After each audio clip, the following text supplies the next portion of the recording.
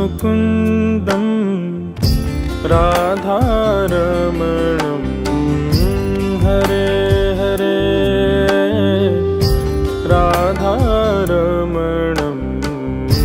हरे हरे ब्रजजनप्रियतं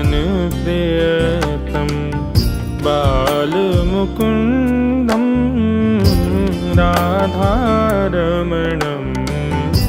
हरे हरे राधारमणं हरे हरे केसरतिलकं कृष्णवर्णं केसरतिलकं कृष्णवर्णं राधारमणं हरे हरे राधारमणं हरे हरे ब्रजजनप्रियतं बालमुकुन्दं राधारमणं हरे हरे राधारमणं हरे हरे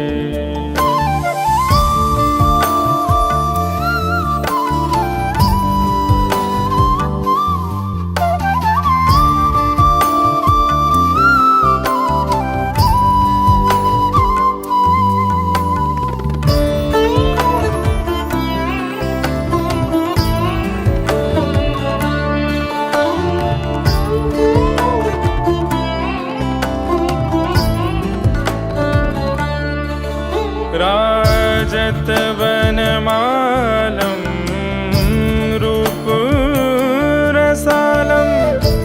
राधारमणं हरे हरे राजतवनमालं रूपरसालं राधारमणं हरे हरे राधारमणं हरे हरे राधारमणं हरे हरे वेणुकृतनादम् आनन्द अपारं राधारमणं हरे हरे राधारमणं हरे हरे ब्रजजनप्रियतं बालमुकुन्दं राधारमणं हरे हरे राधारमणं हरे हरे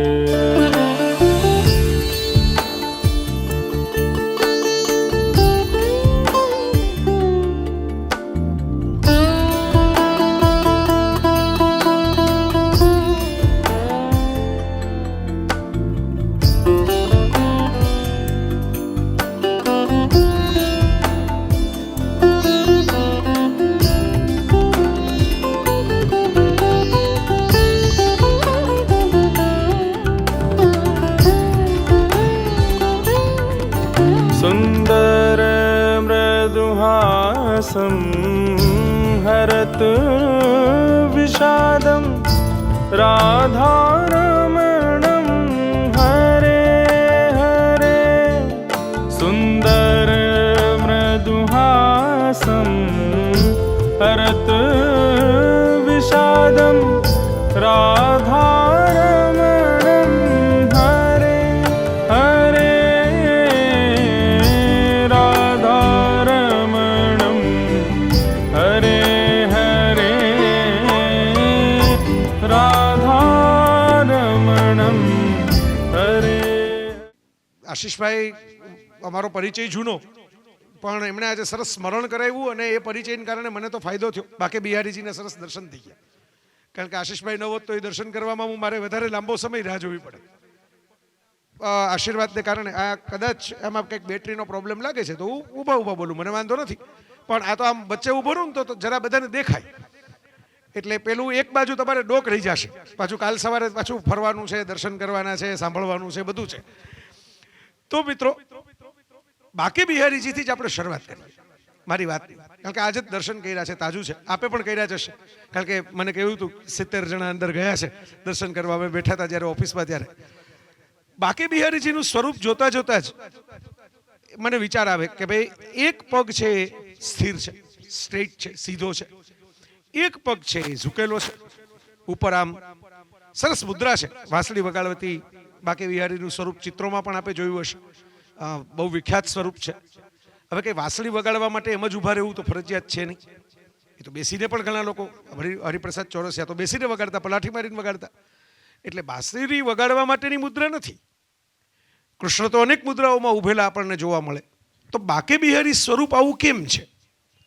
તો કૃષ્ણની મજા એ છે કે કૃષ્ણની લીલા અપરંપાર છે, કૃષ્ણના રંગ હજાર છે. અને મોરપીછ એમણે એટલે જ ધારણ કર્યું છે. હું કહેતો હોઉં છું કે બધા જ રંગોનો સમન્વય મારી અંદર થયેલો છે, એમ માનીને જ આપણે એમને વંદન કરવાના છે. તો એમના અર્થઘટનો પણ ખૂબ થયા છે. કૃષ્ણના અર્થઘટનો થયા જ કરે છે, હરિ અનંતરી કથા અનંતા. તો એ અર્થઘટનોને કારણે મને એક અર્થઘટન મારું એ વિચારમાં આવે છે કે કૃષ્ણ આપણને એમ કહે છે કે એક પગ છે ને એ સંસારમાં રાખો, વ્યવહારમાં રાખો, જીવનમાં રાખો, જવાબદારીમાં રાખો. કારણ કે એ તો કૃષ્ણએ નિભાવી છે, પુત્ર તરીકેની, પિતા તરીકેની, સસરા તરીકેની બધી જ જવાબદારીઓ નિભાવી છે. મિત્ર તરીકેની પણ નિભાવી છે, અને સારથી તરીકેની પણ, માર્ગદર્શક તરીકેની પણ નિભાવી છે. તો એક પગ છે વ્યવહારમાં રાખો, સંસારમાં રાખો, જીવનમાં રાખો. અઘરું છે, બોલવું સહેલું છે બહુ અઘરું. ત્યાગ કરવો જેટલો સહેલો છે ને એટલું સંસારમાં વ્યવહારમાં રહીને જીવન જીવવું અઘરું છે. ચાર્લી ચેપ્લિન નામના એક બહુ મોટા હાસ્ય કલાકાર, તમારામાંથી કોઈ કદાચ ફિલ્મોના શોખીન હશે, તેમની કોમેડી ફિલ્મો જોઈ હશે, બ્લેક એન્ડ વ્હાઇટ કોમેડી ફિલ્મોના જમાનામાં. અને એવડા મોટા કલાકાર કે ઓસ્કાર એવોર્ડ, સૌથી મોટા એવોર્ડ ગણાય દુનિયાના, એ જ્યારે આપવામાં આવ્યા ત્યારે ચાર્લી ચેપ્લિનને ઊભા થઈને ફિલ્મ ઇન્ડસ્ટ્રીએ, અમેરિકાની હોલિવૂડની ફિલ્મ ઇન્ડસ્ટ્રીએ 5 મિનિટ સ્ટેન્ડિંગ ઓવેશન આપ્યું. એ વર્લ્ડ રેકોર્ડ છે. હજી સુધી કોઈને આટલું લાંબુ સ્ટેન્ડિંગ ઓવેશન મળ્યું નથી. એમને લાઈફ ટાઈમ એચિવમેન્ટમાં મળ્યું. એમણે એમની એક્સેપ્ટન્સ સ્પીચમાં એમ કહેલું કે દરિયાના કિનારે તમે ચાલો અને તમારા પગ ભીના ન થાય એવું બને. તમે બહુ સાચવીને ચાલો, સારા સ્લીપર પહેરો, જાળવીને રેતી વચ્ચે પગ મૂકો, પગ ભીના કર્યા વગર દરિયા કિનારે ફરીને ફોટા પાડીને પાછા આવતા રહ્યો એવું બને. પણ સંસારના કિનારે તમે ચાલો અને આંખ ભીની ન થાય એવું ન બને. એવી ઘટનાઓ તમારે જીરવવી જ પડે જીવનમાં કે જેને કારણે તમારી આંખના ખૂણા ભીના થાય ને થાય જ. આપણે તો જે લીલાઓ કરી, આપણે ત્યાં વિષ્ણુના અવતારોની અલગ અલગ લીલાઓ આપણે જોઈ છે ભારતીય સંસ્કૃતિમાં. એ દરેક લીલાઓ સાથે તમે જુઓ તો પીડા પણ જોડાયેલી છે. કોઈકને વનવાસ મળે, રામને વનવાસ મળે, પરશુરામને એમની માતાનું જ મસ્તક કાપવા માટે પિતા કસોટીઓ થાય. ક્યાંય સીધી લીટી નથી. આપ વિચાર કરજો, જરા મુશ્કેલી પડે જીવનની અંદર, જીવન અઘરું લાગે, પણ છતાં પણ એ પ્રસન્નતાથી જીવન જીવી જાય અને આપણને પણ પ્રસન્નતાની પમરાટ ફેલાવી જાય. હું હમણાં જ અહીં 2-4 ડાઘા છે, અહીં 2-4 ડાઘા છે ચંદનના છે. ચંદન ખરતું જાય છે, આપ બધાએ લગાડ્યું, મેં પણ લગાડ્યું. તો મને આશીષભાઈ કહેતા હતા કે ભાઈ આ ચંદન જરા અહીં છે. એટલે મેં કીધું એનો ફાયદો એ ચંદનનો કે એના ડાઘ ન પડે પણ સુવાસ આવે. જીવનને ફૂલોની જેમ આપણે જીવીએ ને તો કોઈક મસળી પણ નાખે ને તો સુગંધ લેતું જાય. કાંટાની જેમ જીવીએ ને તો કોઈ લોહી કાઢતા જાય. પણ જો ફૂલોની જેમ જીવીએ આપણને કોઈક ચોળી નાખે, મસળી નાખે, પણ એ ઘરે જાય ને ત્યારે એને ખબર પડે કે મેં જેને મસળી નાખ્યા ને એની એ સુગંધ મારા હાથમાંથી જતી નથી. આ જીવન છે. તો બાંકે બિહારી સ્વરૂપ આપણને એ શીખવાડે છે કે આ જીવનમાં તો બધાએ જીવવાનું જ છે. તમે મનુષ્ય દેહમાં આવ્યા એટલે તમારે એના ધર્મો નિભાવવા જ પડે. તમે એવું ન બને કે મનુષ્ય દેહમાં આવ્યા એટલે તમારે કંઈ એના દેહધર્મ બંધ થઈ જાય. મોઢામાં માની લો કે સાદી વાત, લાળ પડતી હોય, થૂક આવતું હોય તો આવે જ. જે મનુષ્ય દેહધારી હોય આવે. હવે બાપુ સાથે ગમત, તો બાપુ તો બહુ પાછા ગમતીલા મોજીલા સ્વભાવના, એટલે હું બાપુ સાથે વારંવાર રહું અને ક્યારેક તો હું બાપુની હાલત જોઉં. સવારે 5 વાગ્યાને બાપુ ઉઠ્યા હોય અને એક ધારું કથા હોય, કથા પછી પાછા કોઈ કંઈ વિશ્રામનો સમય હોય નહીં, કાર્યક્રમો. હવે તો બાપુએ થોડા ઓછા કર્યા. બાકી પહેલાં તો દરેક કવિઓ ગુજરાતીમાં હતા, એ દરેકના પુસ્તકો બાપુએ જ વિમોચન કરવાના એવો ધારો થઈ ગયો એવી હાલત હતી. તો હું ક્યારેક બાપુને કહું કે બાપુ આમાં બીજું તો કંઈ નહીં, ક્યારેક ખંજવાળ આવતી હોય તો શું થાય? આપણે આમ કંઈક ખંજવાળ આવે તો વ્યાસપીઠ ઉપર તો ન ખંજવાળી શકાય, તો 5 મિનિટે આપણે તો સમય નહીં મળતો હોય ને તો બાપુ હસતા હસતા કે હવે એ ભૂલાઈ જાય. આપણે આપણું કર્મ કરતા હોય એમાં ભૂલાઈ જાય કે દેહને કંઈ પીડા થાય છે, દેહને કંઈ કષ્ટ થાય છે, એમાં રહેવાઈ જાય. એટલે મેં કીધું મને તો ક્યારેક એમ થાય કે આપણે કોઈ 5 મિનિટે નહીં આપતું હોય એકાંતની, કે શાંતિથી માણસ 1 મિનિટ મોઢું પણ ધોઈ શકે, શાંતિથી વિચાર કરી શકે કે મારે શું આગળ કરવાનું છે. આ સંસાર છે. જેને સંસારનો ત્યાગ કરેલો હોય એણે આટલા તો એમાં લિપ્ત થવું પડે છે. એટલે કૃષ્ણ આપણને બહુ નિખાલસતાથી કહી દે છે કે એક પગ તો મક્કમપણે મજબૂતાઈથી એમાં ખોડાયેલો રાખવો જ પડશે, કારણ કે વિષ્ણુના અવતાર છે. જીઓડી ગોડ, ગોડ એટલે ભગવાન અંગ્રેજીમાં, જી ફોર જનરેટર, જે બનાવે છે એટલે બ્રહ્મા, ડી ફોર ડિસ્ટ્રોયર, જે સંહાર કરે છે એટલે શિવ, અને ઓ ફોર ઓપરેટર, જે ચલાવે છે ને એ વિષ્ણુ છે. એટલે જ એના અર્ધાંગિની તરીકે ભારતીય સંસ્કૃતિએ લક્ષ્મીને બેસાડ્યા, કારણ કે લક્ષ્મી વગર કાંઈ ચાલે નહીં. બરાબર? હમણાં ભાવેશભાઈનો અમારે પરિચય થયો, આજે સાંજે જ થયો, એટલે મને આપ કહેતા હતા કે ભાઈ એમના જ મનોરથને કારણે આ બધું શક્ય છે, અને એ બેઠા બેઠા આવા ઘણા મનોરથો કર્યા કરે છે. તો એ મનોરથ તો આપણે કરીએ, પણ એ મનોરથ પૂરો કરવા માટે ભગવાનના અર્ધાંગિની તરીકે લક્ષ્મીદેવ બેઠા છે. એટલે આપણા તહેવાર, દિવાળીનો તહેવાર છે એ સૌથી મોટો તહેવાર છે ભારતીય સંસ્કૃતિમાં, કે લક્ષ્મી પૂજન એ સૌથી મોટું પૂજન છે. તો સંસાર ચલાવવો હશે તો બાજુમાં લક્ષ્મીને બેસાડવા પડશે. એટલે ગણેશ તમારે માંડવા હોય તો રિદ્ધિ અને સિદ્ધિ બંને જોશે. જો ભારતીય સંસ્કૃતિનું બેલેન્સ વિચાર કરો, એકલી સિદ્ધિ હોય પણ રિદ્ધિ ન હોય તો બિચારા જીનિયસ વિજ્ઞાનીઓ ઘણી વખત આપઘાત કરીને મરી જાય. વિન્સેન્ટ વાન ગોગ નામનો ચિત્રકાર હતો જેના ચિત્રો આજે કરોડોમાં વેચાય છે, પણ પોતે બિચારો ફૂટપાથ ઉપર મરી ગયો, કારણ કે ત્યારે એની કોઈ પાસે હતું નહીં કંઈ. એટલે રિદ્ધિ તો હોવી જોઈએ. એકલી રિદ્ધિ હોય ને સિદ્ધિ ન હોય તો રિદ્ધિનું કરશો શું? મેં એવા લોકો જોયા છે કે જેની પાસે પૈસા બહુ થઈ જાય. આપણે ગુજરાતીઓ છે, મારા કાર્યક્રમોને કારણે મને જાત જાતના પરિચયો થાય. પૈસા બહુ થઈ જાય પણ પૈસાનું શું કરવું એ ખબર ન હોય, એટલે બેઠા બાથરૂમ નવો બનાવે કે આપણે આ બાથરૂમ જૂનો છે ને તોડીએ ને હવે નવા પ્રકારની આ ટાઇલ્સ આવી છે ને હવે નવા પ્રકારનું એમાં બધું આ શાવર આવ્યો છે ને એ કરીએ, કારણ કે પૈસા વધી પડ્યા છે ને શું કરવું એ ખબર પડતી નથી. ઇન્વેસ્ટમેન્ટ કર્યું એમાંથી એક્સ્ટ્રા આવી ગયા છે ને બાકીનો તો ટેક્સમાં સરકાર લઈ જાય, એટલે કાંઈ નહીં તો આપણે આ કરીએ, તોડફોડ કરીએ ઘરમાં થોડી. એટલે રિદ્ધિ અને સિદ્ધિ બંને જોઈએ. સિદ્ધિ તમને એ પ્રકારની પ્રજ્ઞા આપે કે મારે શું કરવું છે જીવનમાં, અને રિદ્ધિ જે છે એ જે કરવું છે એના માટેની તાકાત આપે. એટલે મને ઘણીવાર લોકો પૂછે કે પૈસાનું મહત્વ કેટલું, એટલે હું એનું કહું કે money is what money does. પૈસાનું કંઈ મહત્વ જ નથી, પૈસાથી તમે શું કરો છો ને એનું મહત્વ છે. કારણ કે લઈ તો નથી જવાના આપણે ભેગા, ગમે એટલા આપણે ભેગા કર્યા હશે, ભેગા લઈ તો નથી જવાના.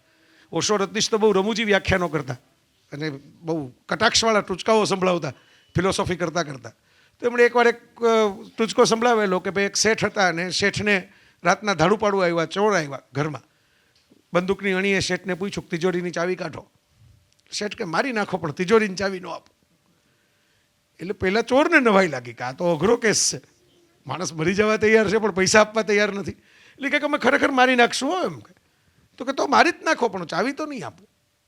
એટલે પેલા ચોરને કે ભાઈ તમે મરવાને બદલે ચાવી આપી દો ને પછી પાછું ભેગું કરી લેજો પૈસા, હવે અત્યારે અમારે લઈ જવા દો.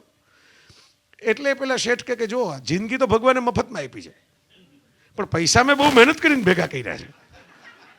મફતનો માલ જોતો હોય તો લઈ જાઓ, જિંદગી મફત છે. પણ આ મહેનત કરીને, કષ્ટ કરીને, પરસેવો પાડીને, દિવસો ખર્ચીને જે રૂપિયા ભેગા કરી રહી તો હું ન જ આપું. આ પરિસ્થિતિ છે આપણી બધાની. આપણી એટલે હું આપણી જ બોલું છું, આપની નથી બોલતો, આપણી બોલું છું. આપણે બધા આવી ગયા એની અંદર. આ પરિસ્થિતિમાં એક પગ મજબૂત ખોડાયેલો રાખવો પડે ટકી રહેવું હોય તો. આપણે ગુજરાતીમાં એક સરસ મજાની એક જમાનાની બહુ પ્રસિદ્ધ નવલકથા જેના ઉપરથી ફિલ્મ પણ બનેલી, મનુભાઈ પંચોળી દર્શકની, ઝેર તો પીધા જાણી જાણી. સંસાર એટલે ઝેર તો પીધા જાણી જાણી, જાણીને ખબર જ છે કે આમાં ઝેર પીવાનું છે તોય આપણે એનો પ્યાલો ગટગટાવીને પી ગયા. આપણે જૂના જમાનામાં કુટુંબના જે વડીલો હોય ને, આપણા પ્રકાશભાઈ જેવા જે બધા જે દોડાદોડી કરે, બધું આયોજન કરે, ખભા ઉપર ભાર લઈને બેસે, આને મોભી કહેવાતા. આ સંસ્થાના મોભી કોણ છે, આ કુટુંબના મોભી કોણ છે, આ ગામના મોભી કોણ છે, મોભી કહેવાતા. હવે મોભી એટલે મોભનું જે લાકડું હોય ને કોઈ પણ જૂના જમાનાના આપ મકાનો જોયા હોય, અત્યારે અહીં પણ બધા આસપાસ જોઈ શકશો, અમુક છે હજી એવા, એમાં પેલા લાકડાના નળિયાવાળા પેલા છાપરા હોય, એમાં સૌથી મોટું જાડું થળિયું હોય એ લાકડું મોભનું હોય, જેના આધારે જ આખું છાપરું તકેલું હોય. મોભી હંમેશા બધાનું વજન લેવું પડે. મોભી હંમેશા બધાને, મોભીના આધારે બાકીના નાના નાના ચપાતરા છે એ ટકેલા હોય. મોભી એમ કહી ન શકે કે હું જો અહીંથી જતો રહીશ, પહેલા કહી શકે, નળિયું કહી શકે હું ઉખડી જાઉં છું, પટ્ટી કહી શકે ઉખડી જાય તો છત ઉખડી જાય. વિચાર કરજો, આ મોભી થવું ને અઘરું કામ છે જીવનમાં. દરેક પરિવારો આપણે ત્યાં ભારતમાં, ગુજરાતમાં એટલે જ ટકેલા છે, મારું નિરીક્ષણ છે આટલા વર્ષોથી હું જે હરું ફરું છું ને જોઉં છું એમાં, કે કોક ને કોક વ્યક્તિ છે ને એ નીલકંઠ મહાદેવની જેમ ઝેર છે ને એ ગળામાં અટકે છે. એ કોઈ પણ હોય, કુટુંબના કોઈ બા હોય, કોઈ બાપુજી હોય, મોટા ભાભી હોય, કોઈ ભાઈ હોય, કોઈ દીકરી હોય, કોઈક તો એવું હોય જ છે આખા પરિવારમાં કે જે મોભ બનવા માટે બાકીનો ભાર, બાકીનું વજન સહન કરી અને મહાદેવે જે આપણને બતાવ્યું કે અમૃત મંથન કરવા નીકળો ને તો પહેલાં તો ઝેર જ આવે. આપે માની લો કે શરૂ કર્યું હોય કે મારે કૃષ્ણ ભક્તિના ગીત ગાવા છે, તો મેં તો જોયું છે આપણે ત્યાં કેટલાક લોકોને તો કાંઈ આપણે કરીએ ને એમાંય વાંધો હોય. એમ એને વાંધો કે ભાઈ જો કંઈ આપણે કંઈ ખરાબ એનું કર્યું હોય ને, અમારે ગોંડલ જેવા ગામ નાનકડું મોટો થયો ત્યાં અડધી માથાકૂટ તો એમ થતી કે મારું સામું કેમ જોયું, બસ. એટલે માથાકૂટ કરવાનું કંઈક કારણ તો જોઈએ ને. આજે સવારના હું નીકળો મારે કંઈક આમ હાથમાં ખંજવાળ આવે છે તો કેમ કરવું, તો કે કોકને પકડીને કહેવાનું કેમ મારી સામું જો છો. ત્યાંથી ધીંગાણા થઈ જાય. બે ચાર વખતે એકાદ તો લાશ પડી ગઈ હોય એવું બન્યું છે આવી વાતમાં, આવી નાનકડી વાતમાં, કારણ કે પછી સામો માણસે કંઈક બોલે. હવે વિચાર કરજો મિત્રો, બાકે બિહારી સ્વરૂપ આપણને આ તો શીખવાડે જ છે કે એક પગ ટકાવીને રાખવાનો છે એટલે મજબૂત નીચે, પણ એક પગ જરા અધ્ધર છે. સાવધર નથી, જરાક અધ્ધર છે. એ જે પગ છે એ સર્જકતાનો પગ છે, એ કળાનો પગ છે, એ રસિકતાનો પગ છે, એ ભાવનો પગ છે, એ સ્નેહનો પગ છે, એ સંવેદનાનો પગ છે. એ પગ છે કે જે આપણને પહેલું તો જીવનમાં કેમ જીવવું, શું કરવું, આ કરવું એ બધું બતાવશે.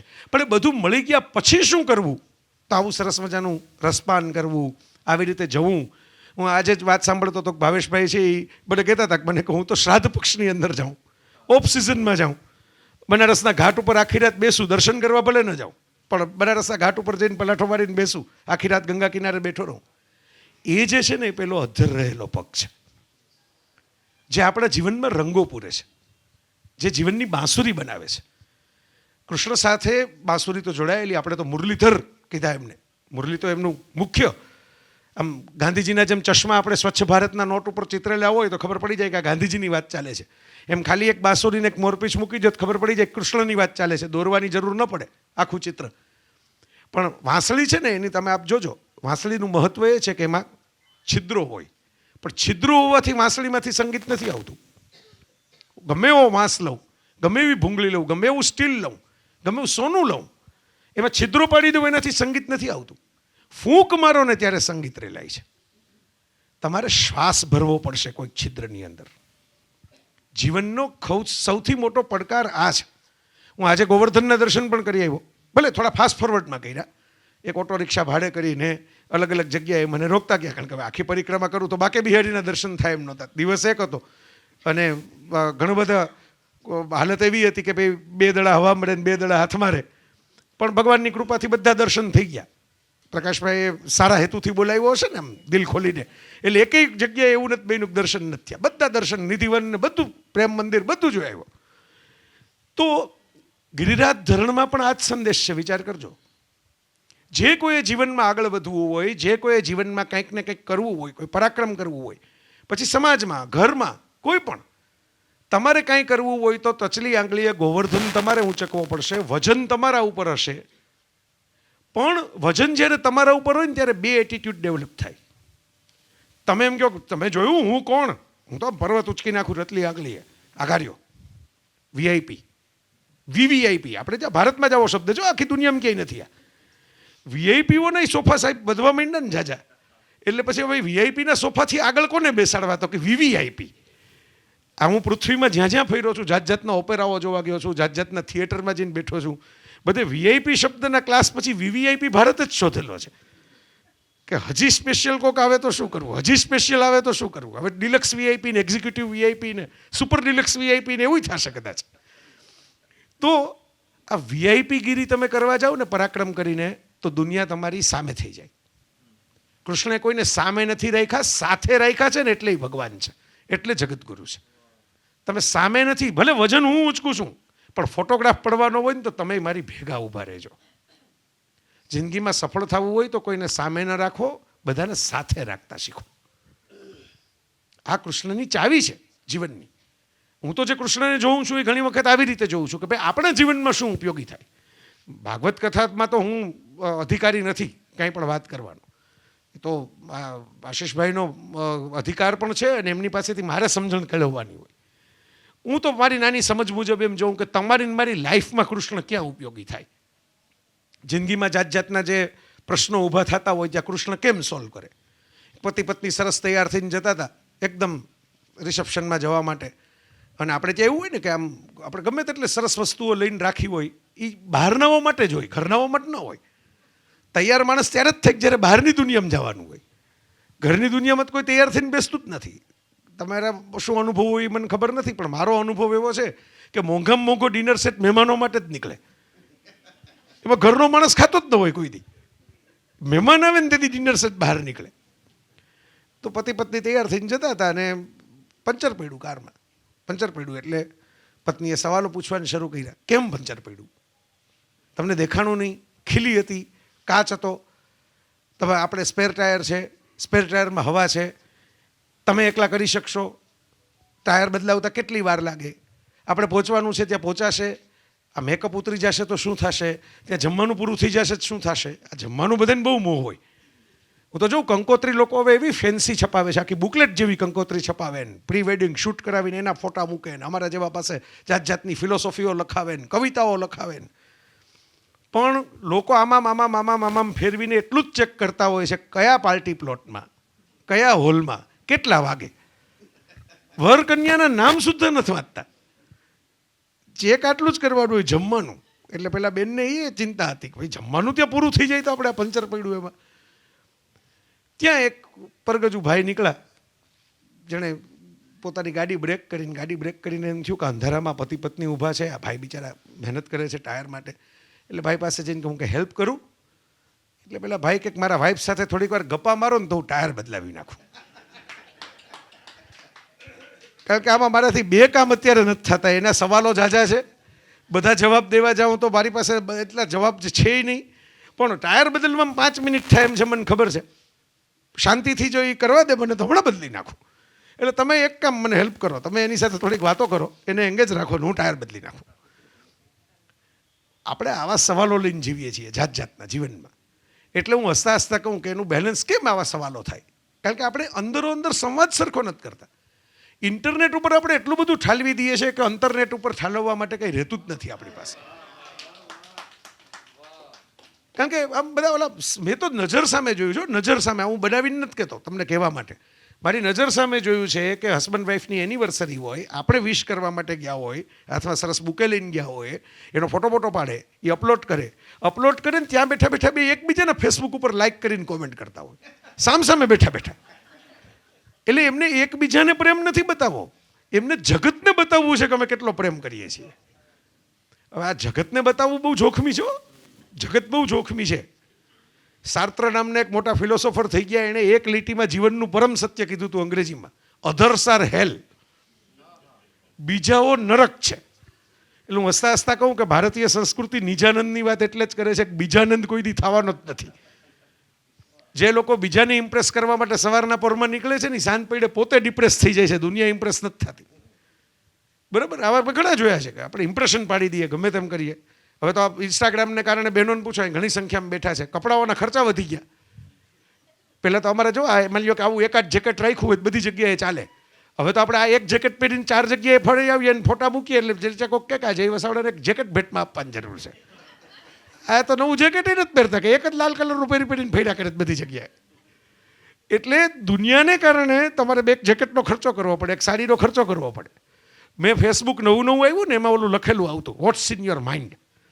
એટલે આપણે પ્રોફાઇલ બનાવ્યો ને 2-4 ફોટા મૂક્યા ને હજી તો હાવ નવું નવું હતું, હજી લોકો એટલા હતા નહીં એમાં. પછી એમાં લખેલું હતું વોટ્સ ઇન યોર માઇન્ડ. તો એક દિવસે મને ઝાડા થઈ ગયા સવારે, એટલે આપણે નવરા બેઠા ઘરે કોમ્પ્યુટર ખોલ્યું, કોમ્પ્યુટર ખોલીને ફેસબુક ખોલ્યું, બરાબર, બહાર જઈ શકાય એમ નહોતું ઝાડાની પરિસ્થિતિને કારણે. એટલે એમાં વોટ્સ ઇન યોર માઇન્ડ લખ્યું, એટલે મેં એક લીટી લખી ટાઈપ કરીને, today I am having diarrhoea. તો નીચે બધા લાઈક કરવા માંડ્યા. પછી કોક એમ લખ્યું વાવ, એકે લખ્યું ગ્રેટ, તે કે લખ્યું સુપર્બ. ભૂલ કોઈએ કંઈ આગળ વાંચવાની તસદીદ નહોતી લીધી. આપણા ભાઈબંધે કંઈક પોસ્ટ કર્યું એટલે આપણી જવાબદારી છે કે આપણે એને ટેકો જાહેર કરો. અને એ શું કામ કરવાનો? કારણ કે તો આપણે કંઈક પોસ્ટ કરીએ તો એ ટેકો જાહેર કરે. વાટકી વ્યવહાર. ઇડલીનું ખીરું લઈ જાઓ ને ઢોકળાનું આપતા જાઓ. વાટકી વ્યવહાર. તો કોઈક 17મી 18મી કોમેન્ટમાં કોઈક આખી લીટી વાંચી હશે તો એક વ્યક્તિ એવું લખેલું કે દહીંનું ઘોળવું પીજો. એટલે એણે એક લીટી વાંચવાની તકલીફ લીધી. ઉપર તો લીધી જ નહોતી કોઈ. મુંબઈમાં વર્ષો પહેલો મારો મોબાઈલ ચોરાઈ ગયો ને ત્યારે આ ગૂગલ કોન્ટેક્ટ્સ ને ડિજિટલ બધું બેકઅપ ને એવા જમાના નહોતા. મોબાઈલમાં કોન્ટેક્ટ હોય બસ એમાં સેવ કરેલા હોય ગયો. એટલે આપણને બહુ દુઃખ થયું કે હા 1700 કોન્ટેક્ટ હતા. ત્યારે 1700 બહુ મોટા લાગતા, હવે હજારો આવી જાય તો ખબર નથી પડતી. તો પછી તો શું કરીએ, ડાયરીમાં લખ્યા હોય, ઘરના સગાવાલાઓને પૂછીને બધાના સેવ કરીએ, મિત્રોને પૂછીને સેવ કરીએ. એમ 300-400 પાછા ભેગા થયા. એટલે મેં કીધું હતા તો 1700 ને પાછા ભેગા થયા 400. એટલે આનો અર્થ કે હવે બાકીનાનો તો મેસેજ આવે, ફોન આવે ત્યારે જ સેવ થશે, કારણ કે આપણી પાસે હવે આનો રેકોર્ડ તો છે નહીં.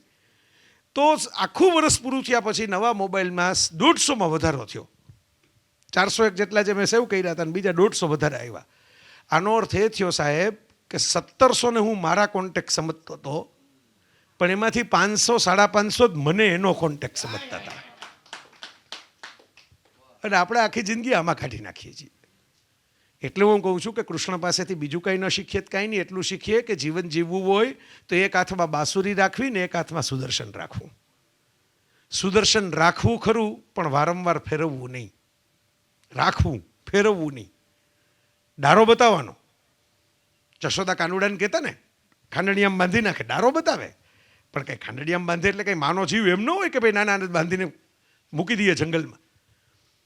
તો કાનુડાને મજા આવતી તોફાન કરવાની, નટકટ. અને હું તો દુનિયા આખીમાં ફર્યો છું, આપણને તો ગૌરવ થાય. અને આજે હું આ મથુરાની ભૂમિ ઉપર ઊભો આ તો હું પહેલાંય બોલ્યો છું, પણ મુંબઈમાં બોલું ને મથુરામાં બોલું એમાં તો ફેર. એટલે હું આજે મથુરાની ભૂમિ ઉપર હરખથી બોલું છું કે સાહેબ આખી દુનિયામાં ભલભલા ભગવાનો અને અલગ અલગ સંસ્કૃતિઓ અને અલગ અલગ રીત રિવાજો અને અલગ અલગ પ્રકારના ધર્મ પૂજા સ્થળો અને બધું છે, પણ ઈશ્વર બાળકના સ્વરૂપે પૂજાય નહીં તો એક લાલો જ છે. ઈશ્વર તો મેચ્યોર હોય, ઈશ્વર તો એડલ્ટ હોય, ઈશ્વર તો આમ હોય ને તો દેખાય નહીં ને એની સામે જોવાય નહીં ને એનું તેજ આંજી નાખે ને એની યારે વાત ન કરાય ને આવા સ્વરૂપો હોય. આ તો લાલો ખોળામાં બેસીને રમાડાય, પારણીય ભોઢાડાય, હિંચકા ખવડાવાય, ભોગ ધરાવાય, જલસા કરાવાય અને જલસા કરાય. મેં મારું JSK પુસ્તક લખ્યું જે કૃષ્ણ ઉપર ભગવાનની દયાથી બહુ સરસ રીતે ચાલે છે, બહુ બધાએ વાંચ્યું. મેં એમાં ચિત્રો ખાસ જુદા કચ્છના એક બિપિનભાઈ સોની નામના ચિત્રકારને કહી, મેં કીધું ભાઈ મારે ઇન્ટરનેટના ચિત્રો નથી જોતા, પણ મારે નવી પેઢીને ગમે એવા ચિત્રો બનાવવા છે. કારણ કે માર્વેલની થોર જોવા માટે લોકો જો દોડાદોડી કરતા હોય તો થોરના હથોડા કરતાં હનુમાનની ગદા બહુ જૂની છે, એના સુધી મારે પહોંચવું છે. તો એ પહેલાં જ પાને પહેલું જ જે પ્રકરણ છે એમાં મેં લખ્યું છે કૃષ્ણ એવા ભગવાન છે કે જેની પૂજાય થાય, જેને પ્રેમ પણ થાય, જેને પગે પણ લાગી શકો ને જેને બાથ ભીડીને ભેટી પણ શકો. એવું સ્વરૂપ છે, લાલાનું સ્વરૂપ છે. તમે જેને લાડ કરી શકો ને એ કદાચ કૃષ્ણ આપણને તમને ને મને સંદેશ આપે છે કે જિંદગીમાં જો સુખી રહેવું હોય તો ઇનોસન્સને ખોઈ ન નાખતા, માસુમિયતને ખોઈ ન નાખતા, વિસ્મયને ખોઈ ન નાખતા. શરારત કરજો, શરારત ખોઈ નાખશો ને બહુ ગંભીર થઈ જશો ને 3 દિનનું કબજિયા તો એવું મોઢું કરીને બેઠા હશો તો કોઈક એરડિયું પીવડાવી જશે પાછું એ મોઢામાં. એટલે હસતા રહેજો. આજે આ વૃંદાવનમાં મેં ઘણી જગ્યાએ સાંભળ્યું ફરતા ફરતા કે ભાઈ આપ હસતા મુસ્કુરાઓ, કોઈ બાત નહીં, મુસ્કુરાઓ, રાધે રાધે બોલો ઓર મુસ્કુરાતે બોલો. કેટલા પાવતા હોય ને એને બધા કહેતા હોય કે રાધે રાધે બોલો ઓર મુસ્કુરાતે બોલો. બાપુએ મુંબઈની કથાના સમાપનમાં છેલ્લે એમ કીધું હું તો કોઈની દક્ષિણા કંઈ પબ્લિક પાસેથી કંઈ લેતો નથી, પ્રસાદ વેચું છું પણ દક્ષિણા નથી લેતો. પણ એમ કે મારે એક દક્ષિણા જોઈએ છે કે મુસ્કુરાતે રહો, ગુનગુનાતે રહો. હસતા તો રહ્યો, એમાં ક્યાં GST છે? ઘણા લોકો હસતા નથી અને આપણે આઈસ્ક્રીમ આપીએ તો ઝેર આપ્યું એવું મોટું કરી નાખે. બરાબર, મેં જોયું છે, એ લોકોને જોયું છે કે એ કેટલીક જગ્યાએ આપણે પાર્કમાં લઈ જવાની મહેનત કરીએ ને, આ એક વૃંદાવનના બગીચામાં જ આવ્યા છીએ ને આપણે, પાર્કમાં લઈ જવાની મહેનત કરીએ ને તો પાર્કિંગમાં લઈ ગયા હોય ને એમ એક્ઝિટના દરવાજે ઊભા રહે. પાર્ક જોવો ન હોય એને પાર્કિંગ જોવું હોય. બરાબર. એટલે હું તો એમ માનું છું કે આવી રીતે જિંદગી જીવશો ને તો ઉપરવાળો પાછા મોકલશે કે તમે હજી પૂરું જોયું નથી, પૂરું સમજ્યા નથી, પાછા જાઓ, પછી પાછા આવજો. એટલે કૃષ્ણ આપણને શીખવાડે છે કે એક હાથમાં બાંસુરી રાખો, એક હાથમાં સુદર્શન રાખો. સુદર્શન રોજ ન ફેરવો, રાખો એટલે જરા ધાક રહે. બાંસુરી રોજ વગાડો. આપણે ભૂલ એ કરીએ છીએ મિત્રો કે આપણે જે અજાણ્યા છે ને એની સામે બાંસુરી વગાડીએ છીએ અને જાણીતા છે ને એની ઉપર સુદર્શન ફેરવીએ છીએ. તો વિચાર કરજો, આપણે આમ સગાઈ થઈ હોય ને તમને ખબર કેમ પડે? સગાઈના તો કોઈ લક્ષણ, ઘરચોળું પડ્યું હોય તમને ખબર પડે કે આ દીકરીના લગ્ન થયા, આમના નવોઠા છે. બરાબર. આપણે ત્યાં સ્ત્રીના અમુક હતા શણગાર સેંથો નામ, પુરુષના નહોતા. ખબર કેમ પડે કે સગાઈવાળા છે, ડેટિંગવાળા છે, આ હમણાં મેચિંગ થયું છે. એ ફોનમાં ગુસપુસ 2 કલાક લગી કર્યા કરે ને તમારી બાજુમાં બેસીને તમારી સામે ધ્યાન આપ્યા વગર, એટલે તમારે સમજી લેવું કે આ કંઈક ભેદી છે. સગાઈ ન થઈ હોય તો કરાવવા માટે પૂછીએ લેવું, કારણ કે આ વહેલો મોડું એ પ્રશ્ન આવશે તમારી સામે. આટલા બધા ફોન જો એક ધારા ગુસપુસ ચાલતા હશે કલાકો સુધી. એ જ ફોન છે ને એ પછી તમે વિચાર કરો 5 વર્ષ પછી કાપી નાખે લોકો. હોમ કોલિંગ વંચાય ને એટલે કાપી નાખે. શું કામ? તો કાં તો ઘરનો ફોન છે. જે ફોન મૂકતા નહોતા આખી રાત સુધી એ ફોન 5 વર્ષ પછી કપાય એટલે જાય છે કે અતિ પરિચય અવજ્ઞા. સેલ્ફી લઈએ ને આપણે બધા સેલ્ફી જ લેતા જઈએ છે. સેલ્ફી લ્યો ને એટલે જેવો મોબાઈલ નજીક આવી જાય ને તમારાથી એટલે પિક્ચર બ્લર થઈ જાય. એટલે પહેલાં બધું બહુ સારું લાગે, પછી બધા ફરિયાદો કરે પહેલાં જેવું કંઈ રહ્યું નથી. એ પહેલાં આવું જ હતું પણ ઓલો જરાક મહેનત કરીને ટકાવેલું હતું. હારા હારા કપડાં પહેરીને મળવા આવતા, સારી સારી વાતો કરતા, એક ગ્લાસમાં 2 સ્ટ્રો નાખીને પીતા. પછી એક ઘરમાં 2 ટીવી આવી જાય કે આ તમારું ટીવી, આ મારું ટીવી, મારે જોવું હોય મારે જોવાનું, તમારે જોવું હોય તમારે જોવાનું. આ બાંસુરીનો અભાવ છે. થોડીક બાંસુરી વગાડવી. ભાગવતજીમાં આપ તો જ્ઞાતા છો, 10મા સ્કંધમાં હું જો ભૂલતો ન હોઉં તો રૂકમણીજીને વિવાહ કરીને જ્યારે કૃષ્ણ લઈ આવે છે પછી એક બહુ સરસ મજાનો પ્રસંગ છે, રમતિયાળ પ્રસંગ છે. અને કૃષ્ણ મને એટલે ગમે કે એક એવી વ્યક્તિત્વ, એવું ચરિત્ર છે કે જે શરારત કરે છે પણ શરાફત છોડતું નથી. એની શરારત કોઈને દુઃખી કરવા માટે નથી, કોઈકને સુખી કરવા માટે છે. મેં આજે એક દર્શન કર્યા ને, બાંસુરીવાળા રાધિકાજીના દર્શન કર્યા વૃંદાવનમાં એક મંદિરમાં.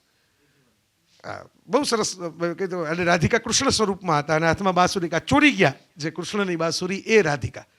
રાધિકા તોને બંસરી ચુરાઈ એવા તો ગીત પણ છે પણ એની FIR ન કરવાની હોય પોલીસ સ્ટેશને જઈને. એમાં ચોરી છે પણ ક્રાઇમ નથી. વિચારજો, ચોરી છે પણ ગુનો નથી.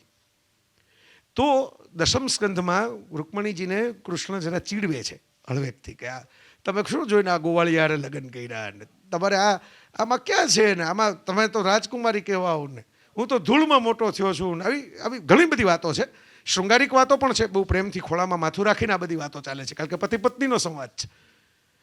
તો રૂકમણીજી આમ રાતા ચોળ આમ તમતમી જાય છે મોઢું કે ભાઈ આ તમે પોતે ઉઠીને એમ કે તમારી વિશે આવું બોલો એમ. પોતાના પતિનું અપમાન થાય એ પત્નીથી સહન ન થાય. અને કૃષ્ણ હળવેકથી એમ કહે છે કે પોતાના પતિનું કોઈ પણ જગ્યાએ નિંદા થતી જોઈને પતિનું મોઢું આવી રીતે ગુસ્સામાં રાતું ચોળ થઈ જાય ને એ જોવાનો આનંદ પતિનું પરમ સુખ છે. કે આમ ઘરમાં ભલે આપણે ઝઘડી લઈએ, એકબીજાની ભેગા હોય ત્યાં ઝઘડી લઈએ. એવા તમે જોયું હશે આ યાત્રાધામોમાં બહુ આવા દ્રશ્યો જોવા મળે. આમ 2 દાદા ને દાદી 2 ભેગા જાજા હોય ને એમાં કંઈક દાદા કે દાદી બેમાંથી કોઈ પણ આમાં કંઈ જેન્ડર બાયસ રાખવાની જરૂર નથી. જેવા જેના સંબંધ, જેવા જેની અનુકૂળતા. કોકનું ધોતિયું ફસાઈ જાય ક્યાંક, કોકનો કંઈક લેંગો ફસાઈ જાય, કોકનો કંઈક સાડી ફસાઈ જાય ને કંઈક ચીરાઈ જાય તો કંઈક બીજું પાત્ર બોલે તમને તો બહાર કાઢવા જેવા નથી. જ્યારે બહાર કાઢો ત્યારે કંઈક ને કંઈક ફાટતા જ છો. આ ઓલું સેલ્ફી નજીક આવી ગઈ.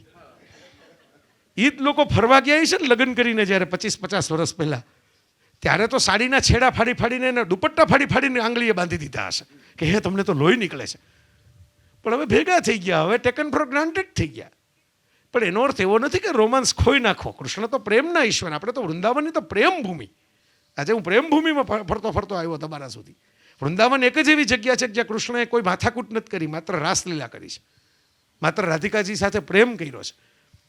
તો એવું નથી કે વેલેન્ટાઇન્સ ડે તો ઢુકડો છે. અમારી કાઠિયાવાડીમાં કહું તો હમણાં આવશે, 24 કલાકમાં આવશે. પણ ચોકલેટ સાથે, કેન્ડલ લાઇટ સાથે, ગુલાબના ફૂલો સાથે બેસવું એ જ રોમાન્સ નથી. ઝેબ્રા ક્રોસિંગ ઉપર એક દાદા એક દાદી એકબીજાને ટેકે ટેકે અને બેય પડી જાય એવી હાલતમાં હોય છતાંય તને ખબર ન પડે મને ખબર પડે, તને ન આવડે મને આવડે એમ કરીને એકબીજાનો હાથ પકડી પકડીને ક્રોસિંગ કરતા હોય ને એ પણ રોમેન્ટિક સીન જ છે. ઉલટાનો મેચ્યોર થયેલો રોમાન્સ. મેં એવું જોયું છે કુટુંબની અંદર કે મેડિકલ રિપોર્ટ કરાવે ને ત્યારે એક ઉંમર પછી ખોટું બોલવાનું શરૂ થાય. રિપોર્ટમાં કંઈ કાંઈ બોલવું આવ્યું ને કાંઈ નથી, બધું ઓલરાઈટ છે, બધું રેડી છે. એ ખોટું બોલે છે ને એમાં પ્રેમ સાચો છે. કારણ કે સામા માણસને ચિંતા ન થાય ને એના માટે માણસ પોતાનો રિપોર્ટ એ ખોટો બોલે છે ઘરમાં કે મારો મેડિકલ રિપોર્ટ શું છે હું સાચો નહીં કહું. કૃષ્ણ આ શીખવાડે છે. આ મસ્તી જો આપણામાં ટકેલી હશે ને તો હસ્તી ટકેલી હશે. જીવનમાં તમને 3 પ્રકારના લોકો મળવાના. સૌથી વધારે ગોપી ભાવે પ્રેમ કરવા આવશે. આ તો આપણે પ્રેમ કરે ને એની બહુ નોંધ નથી લેતા. વિચાર કરજો, આપણે નોંધ હંમેશા એ જ લોકોને લઈએ છીએ જે માથાકૂટ કરે. જો પાયા હે ઉસકો યાદ કર, જો ખોયા ઉસકીને ફરિયાદ કર. આપણે ખોવાઈ ગયું ને એની ફરિયાદ બહુ કરીએ પણ જે મળ્યું છે ને એનું મોહબ્બત નથી કરતા. આપણે એવું બહુ કહેતા હોઈએ છીએ કે ભગવાને મને આવો બંગલો બનાવવાનો હતો ને એવો બંગલો ક્યારેય આપ્યો જ નહીં. પણ ભગવાને કોરોનામાં આટલા બધાને લઈ લીધા ને હજી કોકના બંગલા જોવા માટે આપણને જીવતા રાખ્યા છે એનો આભાર નથી માનતા આપણે ભગવાનની સામે. પણ એ જે લઈ લીધા એના ઘરમાં જઈને પૂછો કે બંગલો મહત્વનો કે જીવ મહત્વનો. તો આજે ગોપી ભાવે આવે ને એને પ્રેમ કરવા આવે તેને શું કરવાનું? આનંદ આપવાનો. કૃષ્ણ આનંદ આપ્યો. જેને પ્રેમ કર્યો એને બદલામાં આનંદ આપ્યો, સુખ આપ્યું, મોહબ્બત આપી. અને બીજા આવે એ અર્જુન ભાવે આવે, એ ઓછા હોય, બહુ જાજા ન હોય. એ જ્ઞાન લેવા આવે, બરાબર? એ જ્ઞાન લેવા આવે એને માર્ગદર્શન આપવું. પણ કેવું માર્ગદર્શન? તું તારું ગાંડીવ ચલાવીશ તો હું તારો રથ ચલાવીશ. હું તારા વતી સુદર્શન ફેરવીને યુદ્ધ નહીં જીતી દઉં. કૃષ્ણની કૃપા જે લોકો ઈચ્છતા હોય એને આ યાદ રાખવું. આપણે એમ માનીએ છીએ કૃષ્ણ બધું સરખું કરી દે. ના, કર્મ આપણે કરવાનું છે. કૃષ્ણ જો આપણે કર્મ સાચી દિશામાં ને સારું કરતા હશું, કોઈનું અહિત ન થાય એવું કરતા હશું, સદાચારને સદમાર્ગવાળું કરતા હશું, સુમતિવાળું કરતા હશું, અને મનમાં કરતા ભાવ રાખ્યા વગરનું, અહંકાર વગરનું કરતા હશું, તો તમારો રથ ચલાવી દેશે પણ તમારા વતી તીર નહીં ચલાવી દે. આ શીખવાનું છે કૃષ્ણમાંથી. હું તો જુવાન વિદ્યાર્થીઓ સાથે વાત કરવા જાઉં ને કોલેજમાં ત્યારે એને એમ કહેતો હોઉં છું કે તમારી 10મા ધોરણની પરીક્ષાની ઉંમરે તો કૃષ્ણએ છે ને આખું મથુરા જીતી અને પાછા ઉગ્રસેનને સોંપી અને સાંદીપનીના આશ્રમમાં ભણવા જતા રહ્યા હતા, અવંતીપુર એટલે આજનું ઉજ્જૈન. એટલે એનો અર્થ શું કરવાનો કે બહુ વડીલો સામે વાંધા પડતા હોય ને તો પોતાના કાંડે સોનાની દ્વારકા બનાવવાની ત્રેવડ રાખવાની. તો પછી તમારી દ્વારકા હોય તો પછી બાકીના બધા હસ્તિનાપુર સ્ટેટ તમારી પાસે આવશે. પણ મારા મિત્રો તમે વિચાર કરો, બહુ સાદી સીધી વાત છે, બહુ અઘરી કટપટી વાત નથી. અર્જુન ભાવે થોડાક આવે એને માર્ગદર્શન આપવાનું, જ્ઞાન આપવાનું.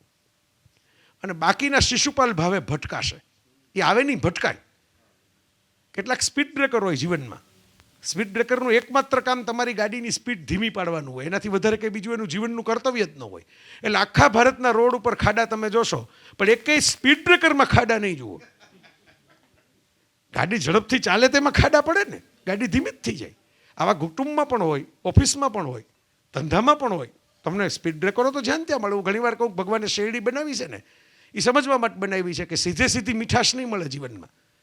પહેલાં છોલવી પડશે, પછી કાપવી પડશે, પછી ચાવવી પડશે, ત્યારે રસ નીકળશે. અને 8 ગંડેરી ખાશો ને તો એક ગાંઠો આવશે. અને ગાંઠામાંથી રસ નહીં નીકળે, દાંત ભરાવા જશો તો લોહી નીકળશે.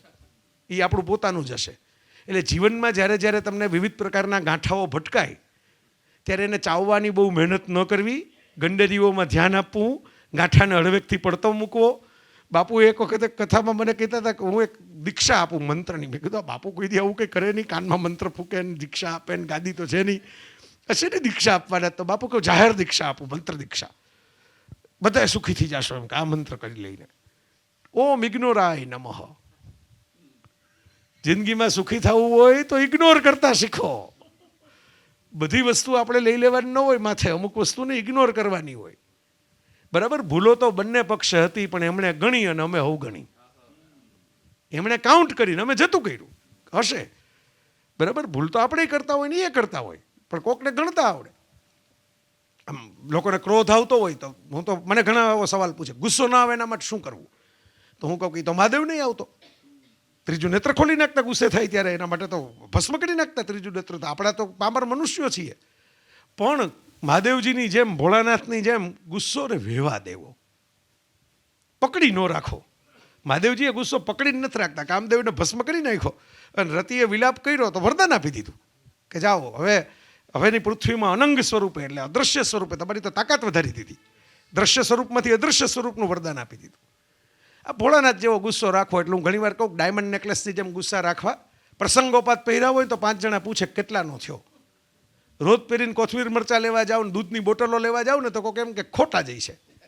બગસરાનું સોનું હશે ને અમેરિકન ડાયમંડ હશે. આ સાચું થોડું હોય કે 6:30 વાગ્યામાં કોઈ પહેરીને થોડા નીકળે. એવું એકતા કપૂરની સિરિયલમાં હોય છે. એમાં બધે મેકઅપ ઓન કરીને જ સૂતા હોય. સવારમાં કિચનમાં જઈને તો બધું મેકઅપ ઓન હોય. આપણે એમ થાય કે કિચનમાં જતા પહેલાં આટલો બધો ઠઠારો કર્યો હશે પછી કિચનમાં ચા બનાવવા જતા હશે. તો આવું હોય છે. પણ હવે એ તો સિરિયલોની દુનિયા છે. એ તો એકતા કપૂરે એકવાર એને એક ઇન્ટરવ્યુમાં કીધું હતું કે અમારા કલાકારો થાકીને ભાગી જાય છે એક રોલ કરીને, પણ જોનારા નથી થાકતા.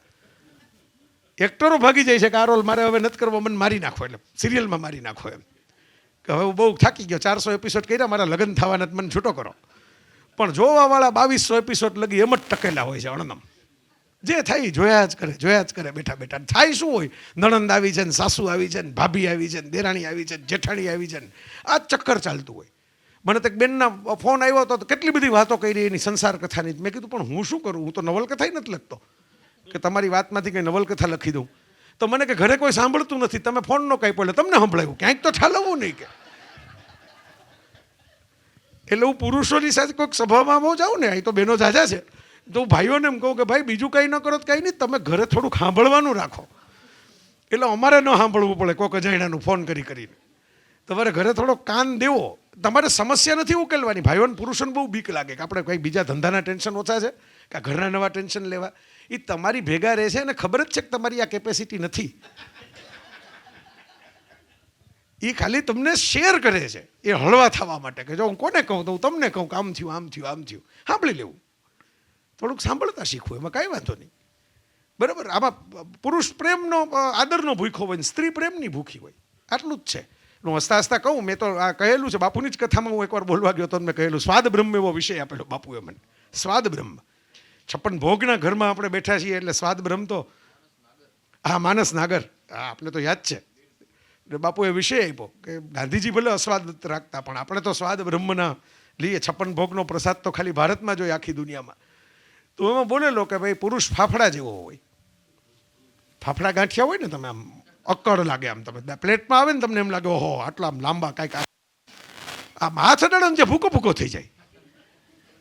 અક્કડ બહુ હોય ને આમ લાગે એમ કે બહુ ઊંચા ને બહુ આમ તેમને એમ, પણ જરાક માથે પડે યા ટાલ પડવા માંડે, એ ટકાવવા માંડે. બહેનોને ટાલ એટલી પડે નહીં. બરાબર. કારણ કે એ તો કાઢી નાખે ફિલ્ટર કરીને હળવેકથી. બરાબર. પેલા ભાઈઓ દબાવીને રાખે કે એમ તો કેમ ચાલે જીવતરની અંદર, આપણાથી થોડું કહેવાય કોઈને. એટલે પુરુષ ફાફડા જેવો હોય, બહેનો જલેબી જેવા હોય. અહીં બહુ મળતી હશે, કાલ સવારે દર્શન કરજો ને મારી વાત યાદ કરજો. બરાબર. જલેબી હોય ને આમ સરસ આકર્ષક ચમકતી એકદમ સોનેરી કલરની, બરાબર, અને ગળી પછી ચાસણીવાળી મીઠી. આમ ન ખાવાનું મન હોય ને ડાયાબિટીસની 2 ગોળીઓ લેતા હો તોય એમ થાય કે આજે 1 ગોળી વધારે ખાશું, પણ 2 તો ગરમા ગરમ ઉતરે છે ખાઈ જ જાય એવી તમને એમ લલચાવે એવી બધું હોય એમાં. પણ કયો છેડો ક્યાંથી શરૂ થાય ને ક્યાં પૂરો થાય તમને ખબર પડે જ નહીં. એટલે આ ફાફડા જલેબીની જેમ પુરુષ અને સ્ત્રીએ ભેગા રહેવાનું છે. અને કૃષ્ણ એક જ એવા ઈશ્વર છે, તમે વિચાર કરો આટલા ઈશ્વરોમાં જેમ લાલાનું સ્વરૂપ મેં કીધું ને એમ કૃષ્ણની આ યુનિકનેસ છે કે રણમેદાનમાં ભગવદ્ ગીતા સંભળાવતા સ્ત્રી વિશે વાત કરીને ગયા છે. 10મા અધ્યાયની અંદર 7 લક્ષણો એમણે કીધા છે. ધૃતિ, કીર્તિ, મેધા, ક્ષમા, કેટલા બધા 7 લક્ષણો. સ્ત્રી શું છે, સ્ત્રીનો સ્વભાવ શું છે, એ કૃષ્ણે રણમેદાનની વચ્ચે બોલ્યા છે. કારણ કે એમણે જીવનનું જ્ઞાન આપવાનું છે. તો જીવનમાં તો સ્ત્રીનું જ્ઞાન પણ જોઈએ, ખાલી રણમેદાનનું જ્ઞાન ન જોઈએ. અને એટલે મને કૃષ્ણ ગમે છે. આ તો આપણે સંસાર કથાની વાત કરીએ છીએ, થોડો રસ પડે, થોડુંક થાક્યા હો, નીંદર આવતી હોય, જોખા આવતા હોય તો હસો એટલે ઉડી જાય. આ નાના નુસ્ખાઓ છે બધા નીંદર ઉડાડવાના. જેમ ઘણા કેમ પાણી છાંટીને નીંદર ઉડાડે, એમ આપણે હસીને ઉડાડીએ. પણ હું ક્યારેક કૃષ્ણ કથા જોઉં ને, હું અમેરિકામાં સુનિલ નાયક નામના આપણા એક મિત્ર છે, સરસ કાર્યક્રમો મોટા ભવ્ય કરે છે, ગુજરાતીઓના અને બીજા બધાને પણ બોલાવે.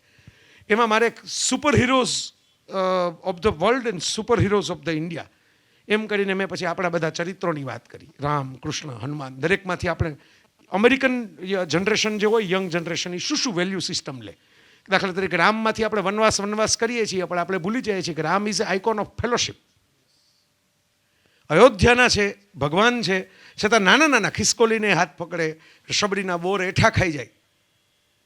આપણે પાણી ઘરમાં ન પીએ એઠું, પણ રામ શબરીના એઠા બોર ખાઈ જાય. પગ મને ધોવા દો ને રઘુરાય કેવટની હોળીમાં બેસી જાય. સમુદ્રને ઝુકાવી શકે, એક તીરનું સંધાન કરે. અહીંયા તો સમુદ્ર પગે પડતો આવે તો સેતુ બનાવવાની ક્યાં જરૂર જ હતી. પણ વાનરોને એમ લાગવું જોઈએ ને કે અમે રામની ટીમ મેમ્બર છીએ, એટલે રામ સેતુ બનાવે. આપણા ભગવાનોએ બહુ બધું શીખવાડ્યું છે આપણને. તો મને એક અમેરિકન લેડીએ આખી વાત પૂરી થઈ અને ઊભા થઈને પૂછ્યું કે you have talked so well about Krishna. I want to know something more about Krishna, but I don't have much time. So define Krishna in one word to me. કેવી અઘરી ચેલેન્જ. માણસની જિંદગી નીકળી ગઈ કૃષ્ણને કહેવામાં, તો એના ગીત ગાવામાં, એની કવિતા લખવામાં.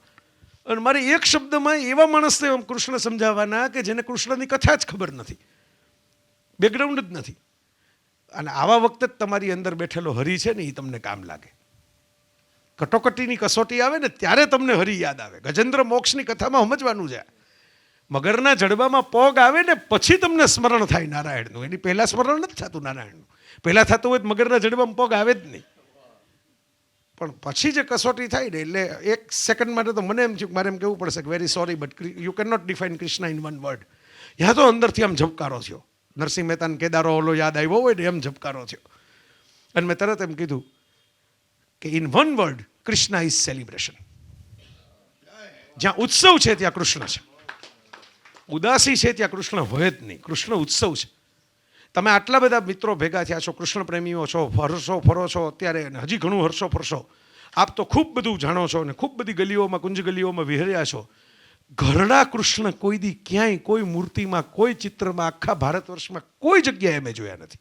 વયોવૃદ્ધ કૃષ્ણ, કમરેથી ઝૂકેલા કૃષ્ણ, બોખા કૃષ્ણ, લાંબી દાઢી વધી ગઈ હોય, સફેદ ભીષ્મ પિતામહ જેવી. એમ તો યુદ્ધ થયું જ્યારે ત્યારે ખાસી ઉંમર હતી.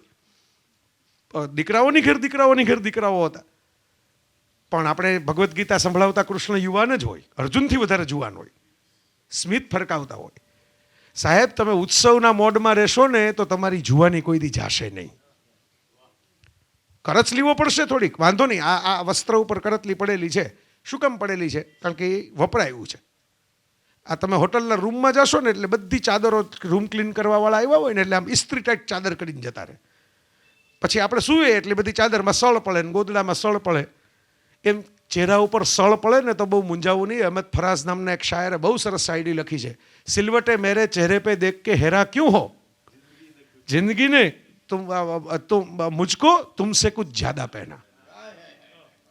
આ કરતલીઓ તો મેડલ છે કે અમે તમારા કરતાં ઝાઝા ફટાકડા ફોડ્યા છે, તમારા કરતાં ઝાઝી દિવાળી જોઈ છે, અમે ઝાઝું શીખ્યા છીએ, ઝાઝું જાણ્યું છે. તો આ એટીટ્યુડ કૃષ્ણની છે. હું આપણા જેમ કંઈક સરસ કથા ચાલતી હોય ને હું બેસું, ભાઈશ્રી કહેતા હોય, આપ કહેતા હો, કોઈ બેસું અને પ્રસંગો સાંભળતો હું કૃષ્ણના, તો ઘણી વખત મને એવો વિચાર આવે કે તમે આમ કૃષ્ણ કથાને ફેરવી નાખો, ટ્વિસ્ટ કરો, ઊંધી કરો. આપણે એક બાજુ સિક્કાની ઉજળી બાજુ જોઈએ છે, લાઇટિંગવાળી બાજુ જોઈએ છે, ડાર્ક બાજુ જુઓ. કેટલા દુઃખો છે. જન્મતા આવે મા બાપનો ખોળો તમને મારો છૂટ્યો નથી, એમનો છૂટી ગયો. જ્યાં ગયા ત્યાં પણ સુખેથી જીવી નથી શીખ્યા, કોકને કોક આવ્યા જ હોય. અસુરોનું આક્રમણ ચાલુ જ હતું, ચેલેન્જો ચાલુ જ હતી. તમે રમતા હો ને દડો જાય પાણીમાં દડો જાય, રમવામાં બધાય ભેગા હોય. ધુબાકો મારવાનો તમારે એકલાએ જ હોય. આ જીવનનું પરમ સત્ય છે.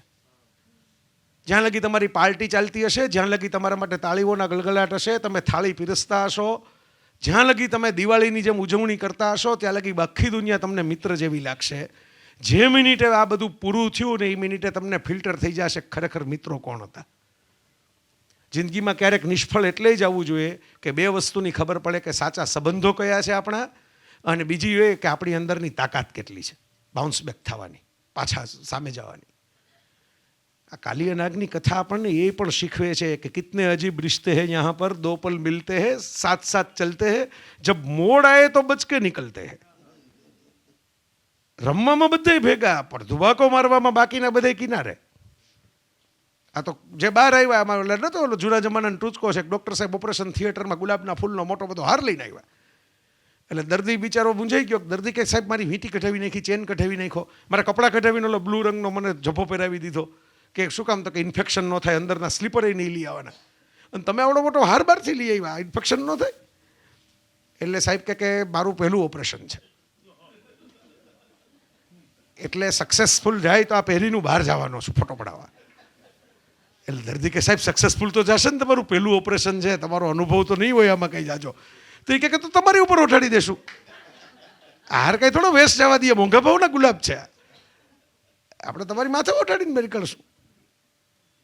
કૃષ્ણના જીવનમાં બધું વિચાર કરો. અર્જુનને જે વિષાદ યોગ થાય છે ને કે મારા સ્વજનો સામે લડવાનું, કૃષ્ણ નહીં થયું હોય કંસની સામે લડતી વખતે કે મારે મારા મામા સામે લડવાનું. વિચાર કરવા જેવી વાત છે. થયો જ હશે ને, પણ અર્જુનની બાજુમાં કૃષ્ણ હતા, કૃષ્ણની બાજુમાં કૃષ્ણ નહોતા. એને પોતાની જાતે જ અંદરથી વાત સ્વીકારી લેવાની હતી. આવું દરેક જગ્યાએ કૃષ્ણને થયું છે. મણી ચોરવાના આરોપ આવે, બરાબર, એમાં પોતાના તમે જુઓ, શિશુપાલ ગાળ આપે પોતાનો. આપણી પથારી ઘણીવાર આપણા પોતાના જ ફેરવતા હોય છે, કારણ કે પારકાઓને તો ખબર જ નથી હોતી કે આપણે પથારી ક્યાં પાથરીએ છીએ. રામને વનવાસ મંથરા અપાવે, રાવણ ન અપાવે. વિચાર કરજો ને, રાવણને ભેરવી દે રામ અરે સુપર્ણખા. ઘરનાઓ જ ઘણી વખત ભેરવી દેતા હોય છે. આ વિચાર કરજો, કૃષ્ણના જીવનમાં એ જ થયું છે. સત્રાજીત હોય કે શિશુપાલ હોય, ઘરનાઓ પહેલા આક્ષેપ મૂકે, બહારનાઓ મૂકે એને બદલે. અને બધી જગ્યાએ કૃષ્ણ, આપણે આપણા લગ્નના રિસેપ્શનમાં કૃષ્ણના રાધાના ગીતો ગાઈએ, ફોટા મૂકીએ, કટઆઉટ મૂકીએ, ડેકોરેશન કરીએ. કૃષ્ણના લગ્નમાં રિસેપ્શન નથી થયા. જાન જોડીને ગયા હોય એવા ઉત્સવ ધામધૂમવાળા છે નહીં. આપણે તો એવા દ્રશ્યો જોયા છે, મેં જોયા છે આ નજર સામે, કે રિસેપ્શન થઈ ગયું હોય, એના 2 વર્ષ થઈ ગયા હોય ને ઘરે છોકરું આવી ગયું હોય ને, પછી માથાકૂટ એમ હાલતી હોય કે મેં અંગૂર રબડીનું કીધું હતું પણ તમે બનાવવા જ ન દીધી, બહુ મોંઘી પડે. કૃષ્ણના જીવનમાં હું કાંઈ નથી આવ્યું. હસ્તિનાપુરમાં મદદ કરવા ગયા છે, શ્રાપ લઈને આવ્યા છે ગાંધારીનો, ટેન્ડર લઈને થોડા આવ્યા છે કે દ્વારકાધીશ કન્સ્ટ્રક્શન લિમિટેડ હવે હસ્તિનાપુરના તમામ કામ કરશે, કારણ કે યુદ્ધ અમે જીતાડી દીધું છે. માત્ર શ્રાપ લઈને આવ્યા છે. છેલ્લે જે જરા નામના પારથી, જરા એટલે અવસ્થા, પગની પાનીએ તીર લાગે તો કોઈ મરે થોડા. પગની પાનીએ બ્લેડ લાગે, તમારા મારા પગની પાનીએ બ્લેડ લાગે, લોહી નીકળે, દુખાવો થાય, પણ મરી ન જવાય.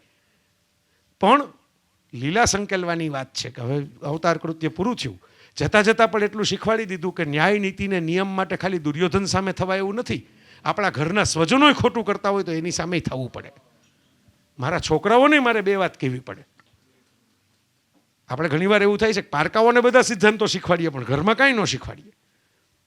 ઘરમાં બ્રેક વગરની ગાડી આપી દઈએ હલાવવા માટે. આપણે અકસ્માતો જોઈએ જ છે ને, પછી છાપામાં આવે નબીરાઓએ સર્જેલા અકસ્માત.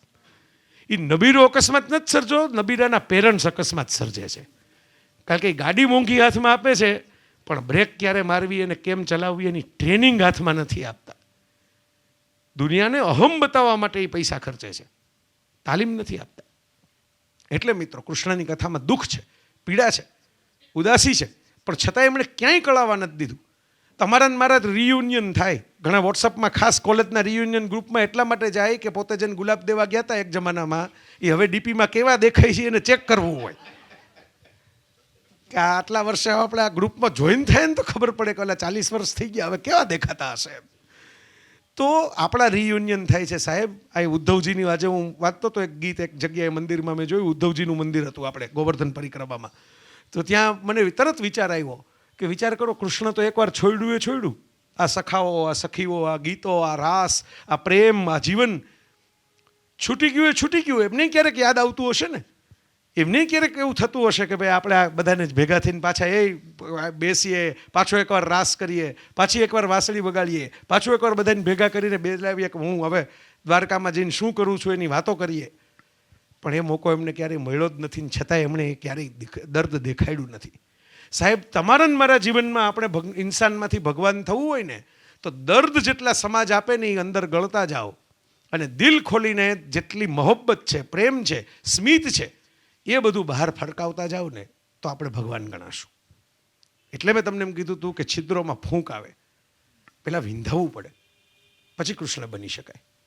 કૃષ્ણ ખૂબ બધું શીખવાડે છે, મેં કીધું એમ જીવનમાં.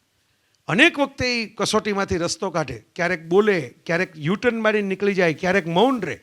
એ જે વ્યક્તિ અર્જુનને 700 શ્લોકની ગીતા સંભળાવી શકે યુદ્ધના મેદાનમાં, એ જ વ્યક્તિ જ્યારે દ્રૌપદી એમ કે મારા છોકરાઓ મરી ગયા અને તમારો સુભદ્રાવાળો એક જીવતો છે, આ તો મેણું છે, અને એ દ્રૌપદી મારે છે જેના ચીર કોઈ નથી પૂર્યા, એના સ્વજનોમાંથી ને એકલા કૃષ્ણે પૂરી દીધા છે, એ દ્રૌપદી આ મેણું મારે છે. પણ કૃષ્ણ સમજે છે કે એક માનું દિલ બોલે છે, આ માનો આક્રોશ છે, કારણ કે હવે છોકરાઓની મૃતદેહ જોઈને કઈ માં સ્વસ્થ રહી શકે. કૃષ્ણ એક શબ્દનો જવાબ નથી દેતા. આપ વાંચજો, બધા કૃષ્ણના ગ્રંથોમાં આ પ્રસંગમાં ક્યાંક ક્યાંક છે, એક પણ જગ્યાએ કૃષ્ણની કોઈ દલીલ નથી, કોઈ ઉપદેશ પણ નથી આપતા. સાહેબ, કોકવાર કોઈ ઘટના હોય ને જીવનમાં, ત્યારે તમને ગમે એટલું આવડતું હોય, મૌન રહેવું પડે, ચૂપ રહેવું પડે, યુટર્ન મારતા પણ શીખવું પડે, બધી જગ્યાએ ધસી ન જવાય. જો જરાસંઘ ભીમથી મરી શકે અને કાળિયાબન મુચકુંદથી મરી શકે તો આપણે બહુ ઝાઝા માથાકૂટમાં પડાય નહીં, હળવેકથી બેન ભેગા કરીને બાજુમાં જતું રહેવાય. મુચકુંદ અને કાળિયાબનને ભેગા કરી દેવાના, આપણે સરકી જવાનું.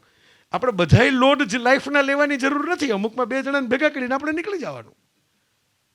નારાયણ અસ્ત્ર જ્યારે મહાભારતના યુદ્ધમાં ફેંકાયું ત્યારે કૃષ્ણ એમ કહે છે કે ભાઈ હાથ જોડીને ઊભા રહ્યો, આમાં પડકારો ન કરવાનો હોય, બધી જગ્યાએ પડકારા ન હોય, આ અસ્ત્રને પસાર થવા દો. આ કોરોના આવ્યો ત્યારે આપણે બધા આ જ કર્યું ને, કે પસાર થવા દો, આમાં બહુ માથાકૂટ ન કરવાની હોય, મને કાંઈ થાય નહીં, મને કાંઈ થાય નહીં એમ કરીને બહાર આટા ન મારવાના હોય, બેઠા રહ્યો શાંતિથી, તો થઈ ગયો પસાર. અને છેલ્લી વાતું કરું, ભગવદ્ ગીતા કૃષ્ણનો ગ્રંથ, કૃષ્ણ 2 સ્વરૂપ છે, રાસેશ્વર પણ છે અને યોગેશ્વર પણ છે, અને મને બંને સ્વરૂપ ગમે છે. વચ્ચે કોઈ એક વ્યાખ્યાનની અંદર એક બીજા વિદ્વાન આપણા સંત અને એમણે કેમ બોલ્યા કે ભાઈ કૃષ્ણ વૃંદાવનવાળા અને આ ગોકુલવાળા અને આ તે છે ને, એ તો બધું લોકોએ જલસા કરવા માટે બનાવેલી વાર્તાઓ છે. હું હાજર હતો અને મને જરાક અંદરથી તો કઠ્યું કે ભાઈ આ એ કે લોકોએ જલસા કરવા માટે બનાવેલી વાર્તાઓ છે, આપણે તો ખાલી ભગવદ્ ગીતાવાળા કૃષ્ણને યાદ રાખવા. એટલે પછી મારો વારો હતો, હું તો જુનિયર વક્તા કહેવાઉં એમની સામે, એ મારાથી વડીલ અને સાધુ પુરુષ, એટલે એવું મોરારી બાપુ હોય તો આપણે લાડે કરીએ, પણ પાછા બધાય ન કરે, સત્યપ્રેમ કરુણા બધાય લઈને ન બેઠા હોય. એટલે મેં હળવેકથી એટલું જ, મેં એમની ક્યાંય એમની લીટી નાની કર્યા વગર, એમની સાથે દલીલ કર્યા વગર હું એટલું જ બોલ્યો મારા પ્રવચનમાં કે જે વૃંદાવનમાં વાંસળી વગાડી શકે ને, એ જ રણ મેદાનમાં ભગવદ્ ગીતા સંભળાવી શકે. કારણ કે જીવનના બધા અનુભવમાંથી પસાર થાવ ને તો જ ભગવાનના મોઢામાંથી ઉપદેશ ગીત બની જાય. સોંગ છે, સોંગ, ભગવાનનું ગીત, સોંગ ઓફ ગોડ. અને એમાંય યાદ કરાવે છે કે વેદોમાં હું સામવેદ છું, કા ઋગ્વેદ ન કીધો, સંગીતનો વેદ છે, છંદમાં ગાય છે ગીતા આખી. ઋતુઓમાં હું વસંત છું, વર્ષા ઋતુ છે એ પોષણ કરે, છતાંય કૃષ્ણ વસંતનું નામ લે છે. પ્રેમની ઋતુ, જીવનની ઋતુ. જેણે પ્રેમ કર્યું હોય ને, હા અત્યારે ચાલે છે વસંત પંચમી, હમણાં આવશે 2 દિવસ પછી વસંત પંચમી છે, પરમ દિવસે. તો વિચાર કરો કે જેણે પ્રેમ કર્યો હોય ને, દિલ ખોલીને જેણે સાચો પ્રેમ કર્યો હોય ને, એ જ ખરા અર્થમાં શૌર્ય બતાવી શકે. જે પ્રેમ ન કરી શકે એ શૌર્ય ન બતાવી શકે, એ અધૂરું શૌર્ય હોય એનું. રાષ્ટ્રને પ્રેમ કરતો હોય રાષ્ટ્ર માટે શૌર્ય બતાવી શકે, માતૃભૂમિને પ્રેમ કરતો હોય માતૃભૂમિને પ્રેમ તો કરવો જ પડે તમારે. આવું બધું બોલીને મેં થોડુંક લીપણ કર્યું કે એવું નથી, કૃષ્ણ અખિલમાં જોવાના છે આખા. તમારે કૃષ્ણ ખંડમાં જોશો તો કોઈ દી નહીં પકડાય. તમે એમ કહેશો ગોપીઓના ચીર હરી લીધા, આટલો ચોક બોક્સ બનાવો તો ચીર પૂરી દેનારો પણ એ જ છે. વિચાર કરજો, ચીર હરવાને એમાં આપણે વાત થઈ એમ લીલા હતી, મસ્તી હતી, આનંદ હતો, એમાં કોઈ તોફાન કરીને ફરિયાદ કરવા પોલીસ સ્ટેશને જવાનું નહોતું. પણ જે દ્રૌપદીનું વસ્ત્રાહરણ છે ને, એ વિનયભંગ હતો. મહારાષ્ટ્રમાં એક શબ્દ છે મરાઠીમાં, વિનયભંગ. એ વિનયભંગ હતો, કારણ કે એમાં સ્ત્રીની સહમતિ નહોતી. એમાં સ્ત્રી તમારી સાથે રમવા નથી આવી, એને તમે ઢસડીને લઈ આવ્યા છો જાહેરમાં. તમે જોજો કુરુક્ષેત્રમાં દ્રૌપદી વસ્ત્રાહરણમાં જેટલા લોકો મૌન રહ્યા ને, એ દરેકનું કૃષ્ણએ ફેસલો કરેલો છે, એક કે એકનો. કર્ણ તો બહુ વાલો હતો કૃષ્ણને, અંતિમ સંસ્કાર પોતાના હાથે કર્યા એટલો વાલો. રૂબરૂ મળવા ગયા, દુર્યોધનને મળીને વિદુરની ભાજી ખાઈને છેલ્લે કર્ણને મળીને પાછા આવે છે. યુધિષ્ઠિરને પૂછ્યા વગર રાજ આપી દેવાની ઓફર કરી હતી, યુધિષ્ઠિરને પૂછ્યું નથી કે આપી દઉં કે નહીં. છતાંય કર્ણને મરવાનું હતું, કારણ કે વસ્ત્રાહરણમાં જે લોકો ચૂપ રહ્યા, ધૃતરાષ્ટ્રને આંખ નહોતી એટલે એટલો જ ફાયદો થયો કે ધૃતરાષ્ટ્રનો જીવ ન ગયો બસ, પણ એનું બાકીનું બધું ગયું જીવ સિવાયનું. જેટલા વસ્ત્રણમાં દ્રોણ આવી ગયા, ભીષ્મ આવી ગયા, કર્ણ આવી ગયો, દુર્યોધન આવી ગયો, દુશાસન આવી ગયો, તમામનો ફેસલો, શકુની બધાનો ફેસલો કુરુક્ષેત્રમાં થઈ ગયો. આ તમારે ને મારે શીખવાનું છે. જીવનની અંદર અપરાધ કરતી વખતે આપણને એમ થાય કોઈ જોતું નથી, કોઈ કંઈ જોતું નથી, મજા જ છે ને જલસા જ છે, ક્યાં કોઈ આપણું વીખી પીખી નાખ્યું. પણ એ તો કુરુક્ષેત્ર મંડાશે ને તેથી તમારા કર્મોના હિસાબ થશે. એટલે આજની છેલ્લી વાત મારે ગીતામાંથી એટલી જ લેવી છે મિત્રો. ઘણા લોકો દુઃખી થતા હોય, ઘણા લોકોને મુશ્કેલી આવતી હોય. આપણે સુખી હોય ને ત્યારે ભગવાન યાદ ન આવે, ને દુઃખી હોય ને ત્યારે ફરિયાદ માટે બહુ યાદ આવે. ભગવાને મારી માથે આમ કર્યું ને મેં તો બધું સારું જ કર્યું હતું ને કર્મ તો મારા હારા જ છે, તો મને આવું કેમ બદલો આપે ને આને કેમ નથી આપતા, મેં આનું સારું કર્યું હતું તો તોબરો ચડાવીને ફરે છે ને મારી હારે બોલતા જ નથી, મેસેજમાં બ્લુ ટીક નથી થતી. આવી ફરિયાદો થાય. કર્મમાં એટીએમનો નિયમ લાગુ પડે છે. તમે જે નોટ જમા કરાવવા ગયા હો ને એ જ નોટ સિરિયલ નંબરવાળી કંઈ એટીએમમાંથી નીકળે નહીં, પણ તમારા ખાતામાં રૂપિયા બોલતા હોય, એનું વ્યાજે ચડેલું હોય, એનું બોનસે આવ્યું હોય, પણ સિરિયલ નંબર ફરી જાય. તમે સારું કર્મ કરો અને પછી ઈ જ દરવાજે ઊભા રહ્યો કે મેં આને ઊભો કર્યો ઈ જ મને હવે ઊભો કરે, એવું નથી થતું હતું. કોઈક અજાણ્યા બીજા આવીને ઊભા કરશે. એ તમારું કર્મ જ છે સારું જે તમને બચાવી લીધા, જેની દુઆ તમને મળી ગઈ, પણ એને સિરિયલ નંબર નોટનો ફરી ગયો છે ને એટલે આપણને એમ લાગે છે કે મારા કર્મનો કોઈ બદલો નથી આપતું. જીવન ગીતામાં એટલું જ ભગવાન કહે છે, એમ નથી કહેતા મજા ન કરવી, આનંદ ન કરવો, સ્વાદે માણો, જીવને માણો, જલસો કરો, હરો ફરો, સુખી થાઓ, ટૂચકા સાંભળો, ગીતો ગાઓ, બધું કરો, પણ કોઈને નૈડા વગર કરો, કોઈને દુઃખી કર્યા વગર કરો.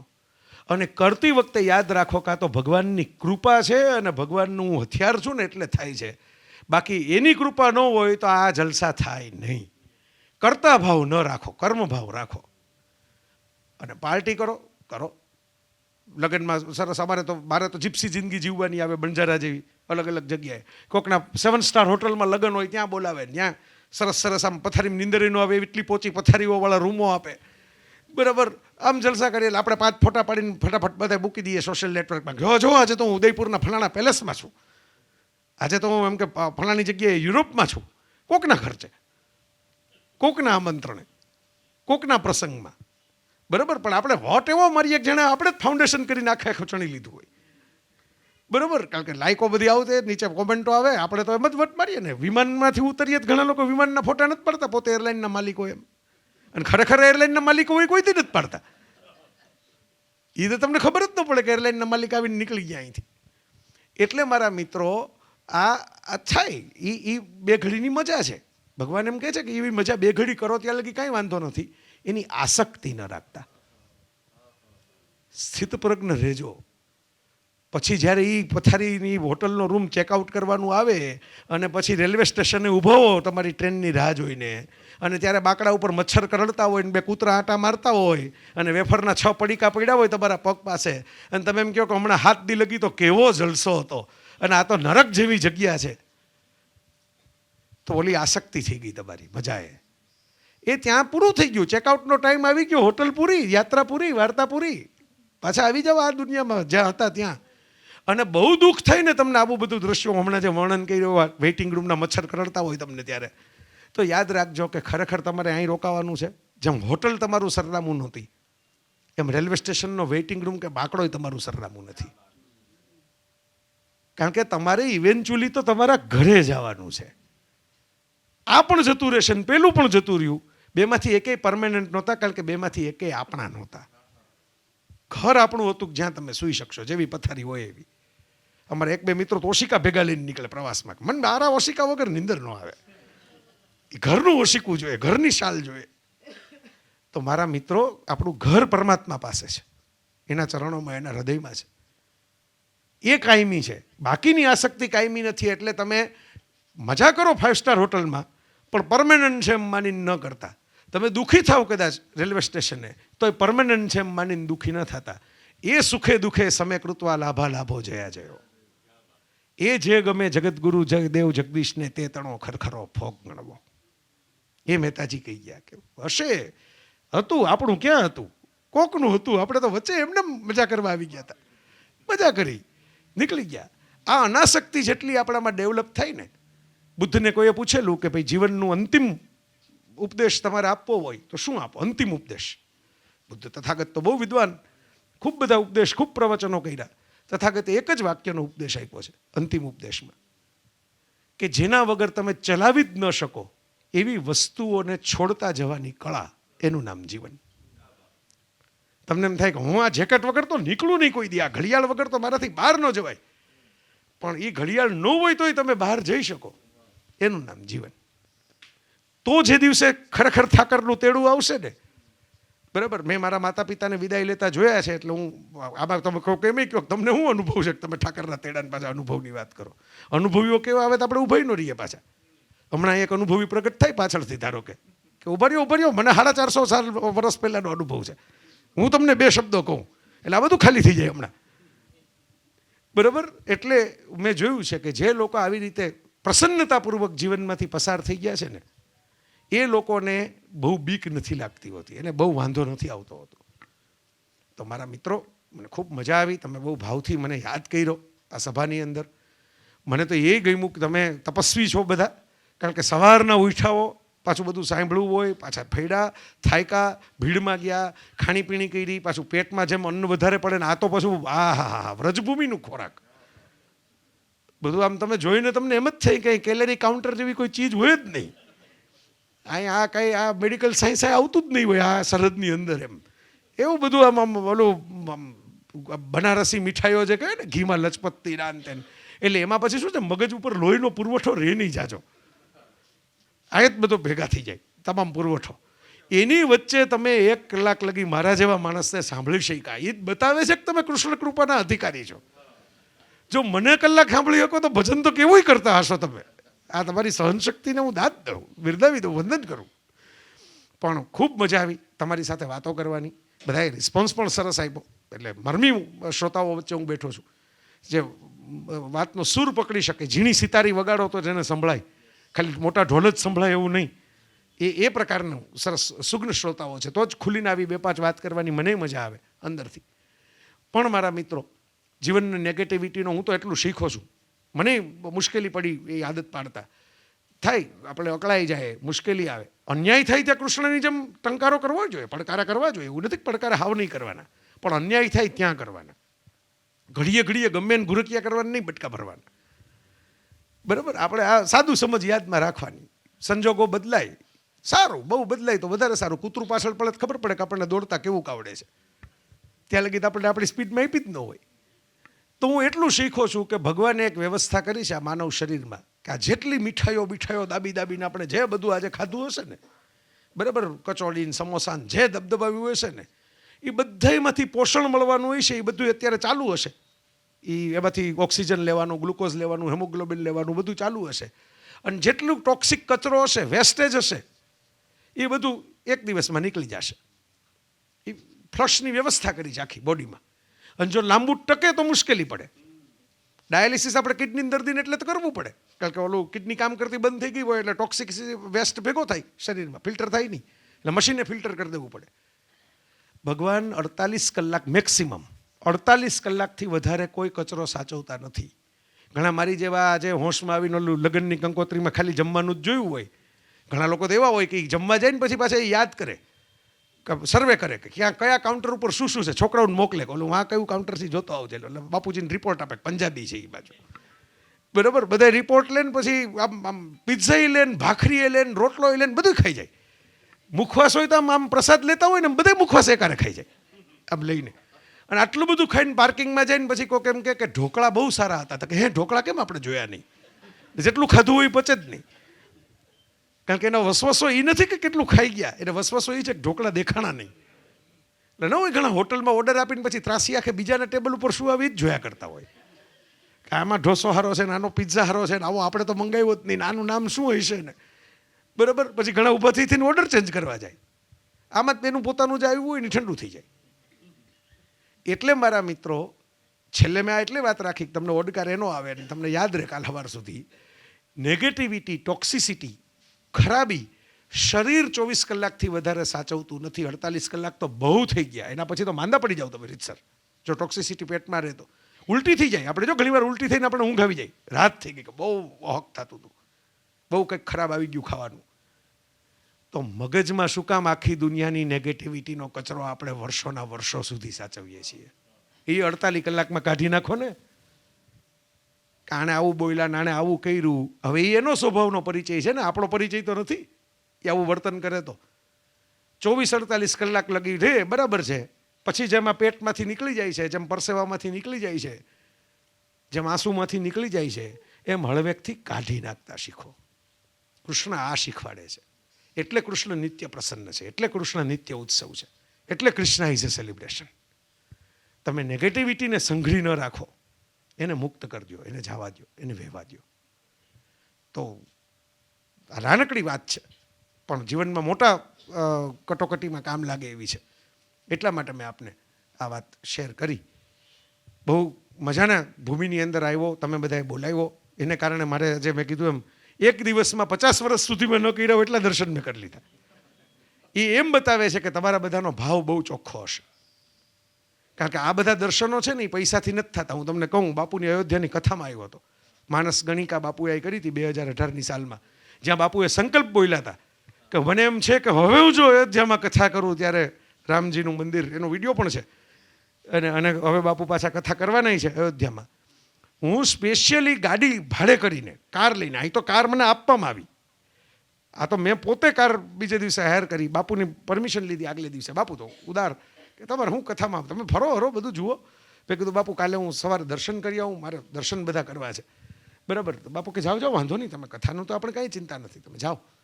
કાર લઈને સ્પેશિયલ ગયો ને ત્યારે અહીં કંઈક યોગીજી આવવાના હતા, એટલે રસ્તા જ બંધ કરેલા હતા. અમે અડધેથી આમ પછી પાછા આવતા રહ્યા કાર લઈને, કોઈ કારની એન્ટ્રી જ નહીં, રસ્તા બંધ. આજે બધા રસ્તા ખુલી ગયા. એની ક્રેડિટ તમને લોકોને, તમારા પ્રેમને, તમારા સદભાવને અને તમારા શિવ સંકલ્પને જાય છે. એટલે હું આ છેલ્લે ભાવ વંદના કરું છું કે ભાઈ મને પણ આમ મજા આવી, મારો દિવસ મીઠો ગયો આજનો. આપને કારણે મને બાકે બિહારીજીના સન્મુખ દર્શન થયા. નહીંતર ખૂણામાં આમ કરીને આપણે દર્શન પછી કરવા જાય ને ભગવાનને, એમાં આપણે કોકને દર્શન આપતા હોય ને એવી હાલતમાં હોય. કારણ કે ઓલા 5-15 મોઢાની વચ્ચે આમ મોઢું નાખીને આપણે આમ ભગવાનનો આકાર કલ્પના કરવી પડે કે આવા દેખાતા હશે હો એમ. બહારવાળાને એમ તો કહેવાય નહીં કે અમે ધક્કા ખાતા ખાતા બીજાને દર્શન કરીને આવતા રહ્યા. બરાબર? પણ આપને કારણે હું આપણે ચરણ વંદના કરી લઉં અહીંથી કે ભાઈ દંડવત કરી દઉં કે ભાઈ આપને કારણે મને સરસ સન્મુખ દર્શન થયા. અને આ બહુ સરસ મજાની વાત છે. આ એ ભૂમિ છે કે જ્યાં કૃષ્ણે કુબ્જાને ગળે વળગાડી દીધી. તમારે મારે જીવનમાં બીજું કોઈ પરોપકાર, સત્કર્મ, દાન, ધર્મ ન થાય, પોતપોતાની મરજી, શક્તિ, મતી છે. પણ એટલું કરજો કે જે રિજેક્ટેડ થયા હોય ને આ દુનિયામાં, જેને દુનિયાએ નકામા કીધા હોય, નિષ્ફળ કીધા હોય, કોઈને ચામડીના કલરને કારણે, કોઈને અવસ્થાને કારણે, કોઈને કોઈ શારીરિક ખોડખાપણને કારણે, કોઈને કોઈ જીવનની નિષ્ફળતાને કારણે, કોઈને પૈસામાં દેવું થઈ ગયું, કોઈકને પરીક્ષામાં માર્ક ના આવ્યા, આ રિજેક્ટેડ માણસોને પણ જે અપ્સરા જેવું ફીલ કરાવી દે ને એનું નામ મારો કાનુડો છે, એનું નામ મારો કાળિયો ઠાકર છે. એ કુબ્જાને પણ ગળે વળગાડી દે. આપણે કૃષ્ણ એટલે એમ જ માનીએ કે કૃષ્ણ તો રૂપ, પણ એ શ્યામ સુંદર એટલે છે કે એના માટે કોઈ કાળું નથી, એના માટે કોઈ કુરૂપ નથી, એના માટે કોઈ નિષ્ફળ નથી, એના માટે કોઈ નકામું નથી. એ 2 મુઠ્ઠી પોટલી સુદામાની હોય. તમે વિચાર કરો, આજે તો અમે દ્રશ્ય જોયું, આશીષભાઈ એક સરસ દીકરીને, બાકીના બધા પસાર થઈ ગયા પણ એમણે એકલા કોઈને દેખાડવા માટે નહીં, મારું ધ્યાન હતું ખાલી, એને હળવેકથી મદદ કરી. એટલે મેં કીધું આ તમારો કરુણા ભાવ, એટલે એ આ 2 મુઠ્ઠી તાંદુલના બદલામાં આપી દે ને, એ આ કૃષ્ણ છે, એની એ મજા છે. અને આપ એની ભૂમિમાં ખૂબ બધો આનંદ કરો, ખૂબ સરસ રીતે આ સત્સંગને માણો, એવી પરમને પ્રાર્થના. સૌને મારા જય શ્રી કૃષ્ણ. Thank you.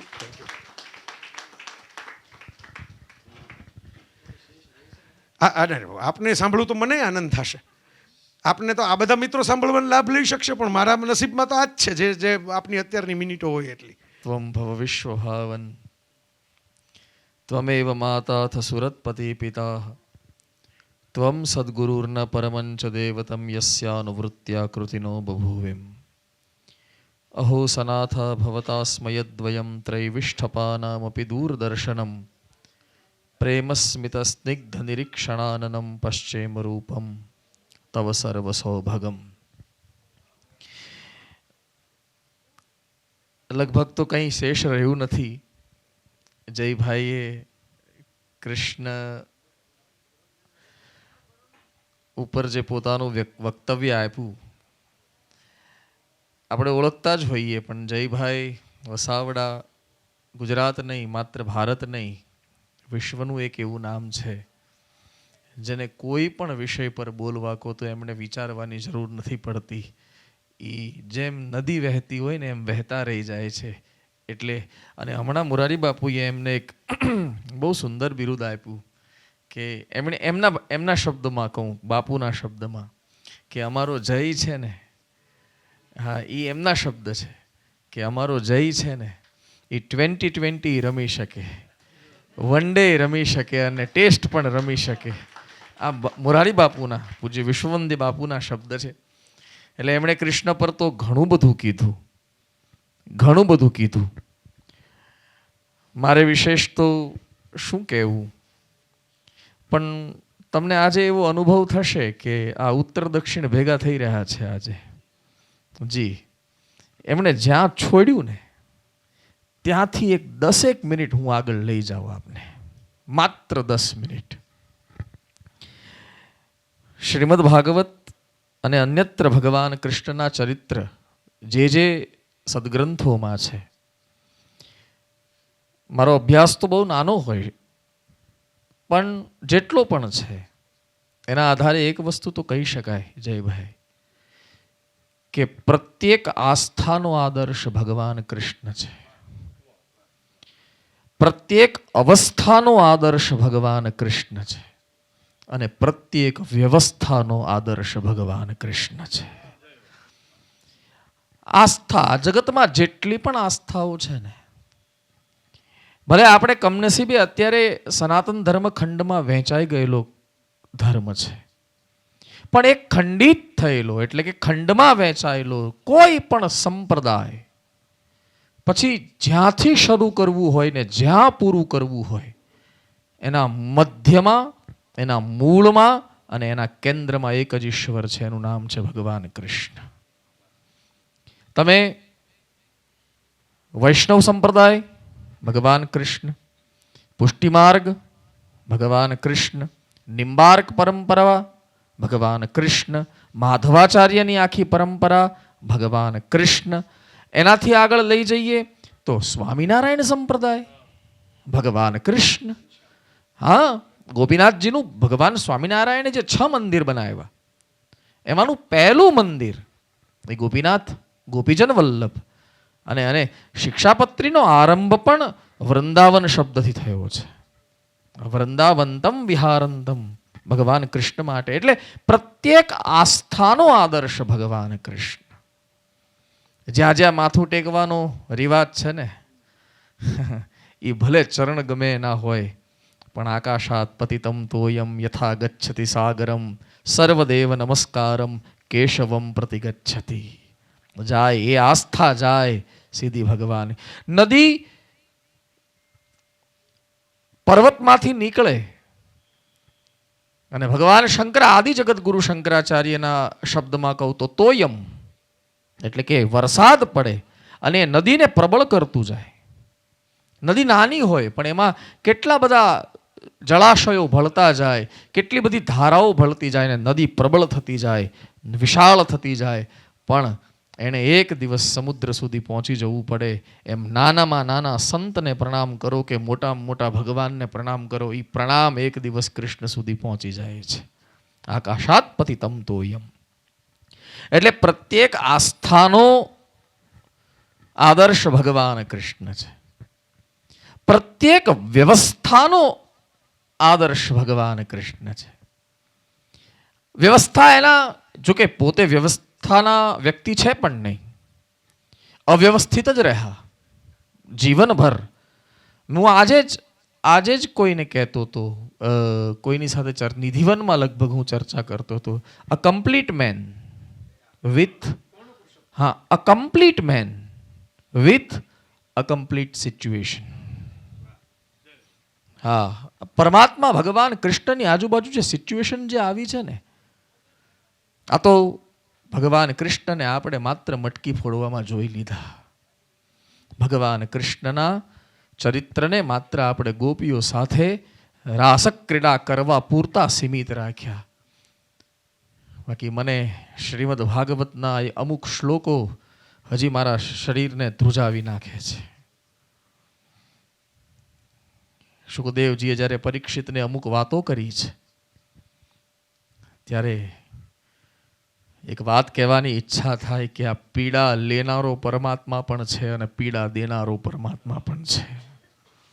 આણે ભાર પીડા લીધી છે.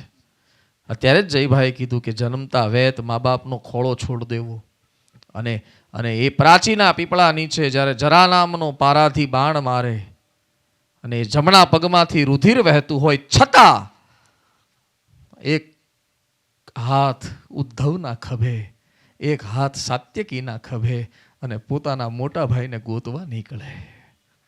પગમાં બાણ વાગ્યું છે છતાં મારો બલરામ ક્યાં છે, દાઉ ક્યાં છે? અંતિમ શ્વાસ સુધી જેણે આ જીવનને અથવા તો જીવનની પ્રત્યેક ક્ષણને ચેલેન્જ તરીકે જોઈ છે. હા, ચેલેન્જ તરીકે જોઈ છે. એટલે મને એક શબ્દ વાપરવાની ઈચ્છા થાય, આ complete main with incomplete situation. આપણે બધા કમ્પ્લીટ છીએ પણ આપણી આજુબાજુમાં બધું કમ્પ્લીટ હોય ને તો આપણે કમ્પ્લીટ છીએ. આપણી આજુબાજુમાં જરા પણ જો આપણને અનુકૂળ ના આવ્યું એવું જો કંઈ નિર્માણ થઈ ગયું તો આપણી સહજતા છૂટી જાય સાહેબ, તરત જ છૂટી જાય. ભલે ગમે એટલા મોટા દંભ આપણી જેટલો દંભ કોઈ નથી કરતું. જી હા, માણસ જ્ઞાની નથી અને જ્ઞાની દેખાવું છે. માણસ ભગત નથી અને ભગત દેખાવું છે. માણસ રૂપાળો નથી એને રૂપાળો દેખાવું છે. બાકી તો अच्छी सूरत को संवरने की जरूरत क्या है? अच्छी सूरत को संवरने की जरूरत क्या है? सादगी भी कयामत की अदा होती है. હા, જેનું ડાચું જ હારું હોય એને પાવડર લગાવવાની જરૂર શું છે મારા વાલા? હા, પણ દંભ છે. જ્યારે ભગવાન કૃષ્ણ આજુબાજુમાં તમે જુઓ, છઠ્ઠા દિવસે પૂતના આવી, સ્તન મુખમાં આપ્યું, કાલકૂટ નામનું વિષ છે. અને મને એક આનંદ થાય જયભાઈ, ત્યાં એટલી એક પ્રેક્ટિકલ વાત લખી છે ભગવાન વ્યાસે.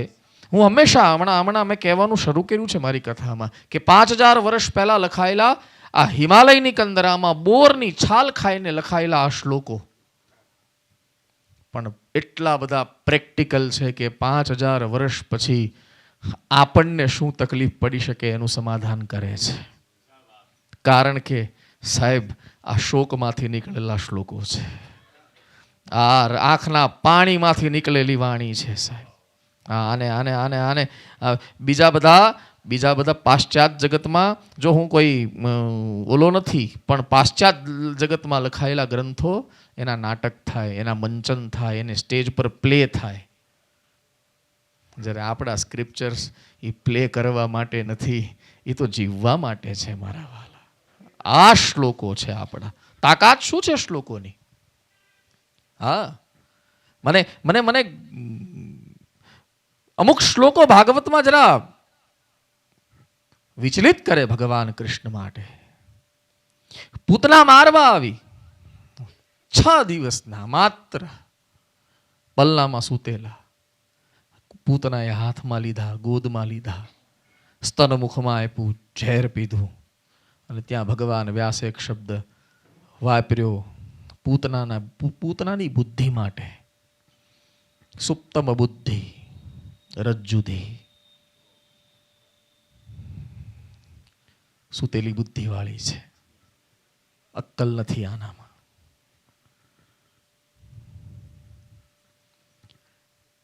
અંધારામાં જતા હો ને દોરડું પડ્યું હોય તમને શું દેખાય? આદિ જગતગુરુ શંકરાચાર્યનો ન્યાય છે, રજ્જો સર્પ ન્યાય. આદિ જગતગુરુ શંકરાચાર્યનો ન્યાય છે કે અંધારામાં જતા હો ને તમને દોરડું પણ સાપ દેખાય, ઓબ્જેક્ટ ખોટું છે પણ એના રિએક્શન સાચા છે. તમને પરસેવો છૂટી જશે, પેનિક થઈ જશો કે ભાગશો, હૃદયના ધબકારા વધી જશે, આ રિએક્શન સાચા છે ને. પણ ત્યાં કોઈ આવીને બેટરી કરી દે તો એક જ સેકન્ડમાં આપણને ખબર પડી જશે કે આ તો આપણે સર્પ માનતા હતા, દોરડું છે. પણ અહીંયા સુપ્તમ બુદ્ધિ રજ્જુધી ભગવાન વ્યાસે ભગવાન કૃષ્ણને ગોદમાં ઉઠાવ્યા પછી પૂતના માટે લખ્યું, અંધારામાં જતા હો ને દોરડું પડ્યું હોય ને તમે સાપ માની લ્યો તો તમને ખાલી બીવડાવશે, તમને હેરાન નહીં કરે, પણ અંધારામાં જતા હો, સાપ જ હોય અને તમે દોરડું સમજીને ઉચકી લ્યો તો એ રિએક્શન નહીં આપે, સીધું એક્શન. બસ પૂતના સાથે શું થયું? અંધારામાં પડેલો સર્પ દોરડું સમજીને ઉચકી લીધું. સુત્તમ બુદ્ધિ રજ્જુધી. રજ્જુ એટલે દોરડું. એટલે પ્રત્યેક અવસ્થાનો આદર્શ ભગવાન કૃષ્ણ. કૃષ્ણ એક વેલેન્ટાઇન ડે તો પાશ્ચાત જગત માટે છે સાહેબ, કે એક દિવસ ખાલી ઓલું ગુલાબ આપી દેવું ને બધું. ભગવાન કૃષ્ણ માટે તો every second is the Valentine second, every minute is the Valentine minute, every day is a Valentine day. કારણ કે પ્રેમ કરનારો પરમાત્મા છે. તમે નાચો તો તમારી સાથે નાચે પણ. હા, અને અને અને અને કોઈ સારું નૃત્ય કરતું હોય ને, અગેન મોરારી બાપુને યાદ કરું, પૂજ્ય બાપુને. બાપુ એક પ્રસંગમાં એમ બોલ્યા હતા કે કોઈ સારું નૃત્ય કરતું હોય ને તો એને તાળી વગાડીને એને દાદ ન અપાય સાહેબ, એની પાસે જઈને એક ઠુમકું મારી લેવાય, ત્યારે એને દાદ મળે. કે ભાઈ હું તારી હારે લે એક ઠુમકું મારી લઉં. હા, તમે નાચો તો તમારી સાથે નાચે, તમે ગાઓ તો તમારી સાથે ગાય. હા, કાંઈ એક ગોપી ગીત જ ખાલી એક ગોપીઓએ ગાયું એવું નથી, મારા પરમાત્માએ ભિક્ષુ ગીત પણ ગાયું છે ભાગવતમાં. હા, અને સ્વરબદ્ધ ગાયું છે. લો ને, ઉદ્ધવને જ્યારે સંભળાયું, ઉદ્ધવ એક એવું પાત્ર છે કે જેને પરમાત્માએ 100 વર્ષ પોતાની સાથે રાખ્યો. 100 પણ નહીં, 114 વર્ષ સાથે રાખ્યો ઉદ્ધવ. અને પક્ષપાત તો અર્જુન તરફ થાય છે સાહેબ, મિત્રતાનો. જયભાઈ અને કૃષ્ણ પણ ઘણી વાર બોલ્યા છે કે મને અર્જુન તરફ પક્ષપાત છે. જ્યારે કથા એક એવી છે, જરા ધ્યાન આપજો. ઉત્તરાના ગર્ભથી જ્યારે પરીક્ષિત જન્મ્યા ને ત્યારે મરેલા હતા, જીવતા નહોતા, અચેત. કારણ કે ઓલા દ્રોણીએ બ્રહ્માસ્ત્ર ફેંક્યું હતું અને એનો પ્રભાવ એટલો હતો કે જ્યારે એ દીકરો જન્મ્યો ત્યારે મરેલો જન્મ્યો. ઉત્તરા રડતા હતા અને ત્યારે એ છોકરા સામે 5 પ્રતિજ્ઞા કરી છે ભગવાન કૃષ્ણએ. આ એ 5 પ્રતિજ્ઞામાં નહીં જાઉં, એમાં એક પ્રતિજ્ઞા છે. ભગવાન કૃષ્ણએ હાથમાં પાણી લઈને 5 પ્રતિજ્ઞા કરી. એમાંથી એક પ્રતિજ્ઞા છે કે મેં સપનામાં પણ કોઈ દિવસ અર્જુનનું અહિત વિચાર્યું હોય તો આ દીકરો જીવતો ન થાય. અને દીવતો ફડફડતો જીવતો થઈ ગયો સાહેબ. એટલે પક્ષપાત તો ભગવાને અર્જુન તરફ કર્યો, પણ સેવાની બાજી કોઈ મારી હોય તો એ ઉદ્ધવ છે. ચરણ દબાવ્યા, કૃષ્ણને રડતા જોયા. આજ મથુરાની મહેલની અટારી, અને એ અટારી ઉપરથી ભગવાન કૃષ્ણ ગોકુળ તરફ જોયા કરે. ઉદ્ધવ સેવામાં છે. ઉદ્ધવજીનો પરિચય છે ભાગવતમાં. પરિચય જ એટલો સ્ટ્રોંગ છે ને કે ગમે એ માણસ સામે આવવાની હિંમત જ ન કરે. વૃષ્ણિનામ પ્રવરો મંત્રી. વૃષ્ણિ વંશના પારિવારિક સંગઠન છે ભગવાન કૃષ્ણનું. તમને ઊંઘ નથી આવતી ને? નહીં તો કાલે કરશું. હું તો અહીંયા જ છું, વાંધો નહીં ને. એક ઉદ્ધવજીનો પરિચય છે ભાગવતમાં. વૃષ્ણિનામ પ્રવરો મંત્રી, વૃષ્ણિ વંશના મંત્રી છે.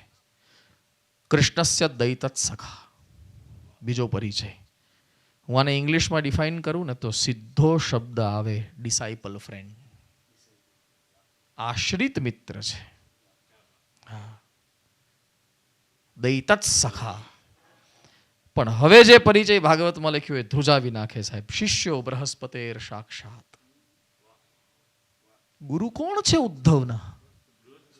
દેવતાઓની લાઈનમાં બેસીને ઉદ્ધવજી એક શિક્ષા લીધી છે. શિષ્યો બૃહસ્પતેર સાક્ષાત અને ઉદ્ધવો બુદ્ધિસત્તમ. બુદ્ધિસત્તમ વ્યક્તિત્વ છે. ક્યારેક તો ભગવાન કૃષ્ણએ પણ કાનમાં ઉદ્ધવને પૂછ્યું છે કે આમ કરું કે ન કરું. આટલી ઉચ્ચતમ બુદ્ધિ છે. અને એ અટારીમાંથી ભગવાન કૃષ્ણ વ્રજ તરફ જોયા કરે, જે ભૂમિમાં આપણે બેઠા છીએ, જોયા કરે. રડ્યા કરે. હજી વિદ્યાભ્યાસ કરીને આવ્યા જ છે. અવંતિપુર 64 દિવસમાં 64 કળામાં પારંગત થયા. સુદામા સાથે મિત્રતા કરી અને હજી આવ્યા જ છે અને જોયા કરે છે. ઉદ્ધવજીએ કીધું કે પ્રભુ કેમ આમ વ્રજ તરફ દ્રષ્ટિ કરીને જોયા કરે છે. પૂછ્યું એક દિવસ કે પરમાત્મા શું છે? ભાવ જગતની એક કથા છે, જરા ધ્યાન આપજો. ઉદ્ધવજીએ કીધું કે પ્રભુ શું છે? રડ્યા શું કામ કરો છો? ઉદ્ધવ, મને મારું વ્રજ બહુ યાદ આવે છે. ઉધો મોહે બ્રજ બિસરત નાહી, સુરદાસજીનું એક પદ છે. તો કે ચિઠ્ઠી લખી નાખો, સમાચાર મોકલી આપો અને ત્યાં ચિઠ્ઠીમાં નીચે લખજો કે તમારા સમાચાર મોકલો. બોલે ઉદ્ધવ તું કે ને હું લખું એમ નહીં. ગઈકાલે ચિઠ્ઠી લખવા બેઠો તો સવારે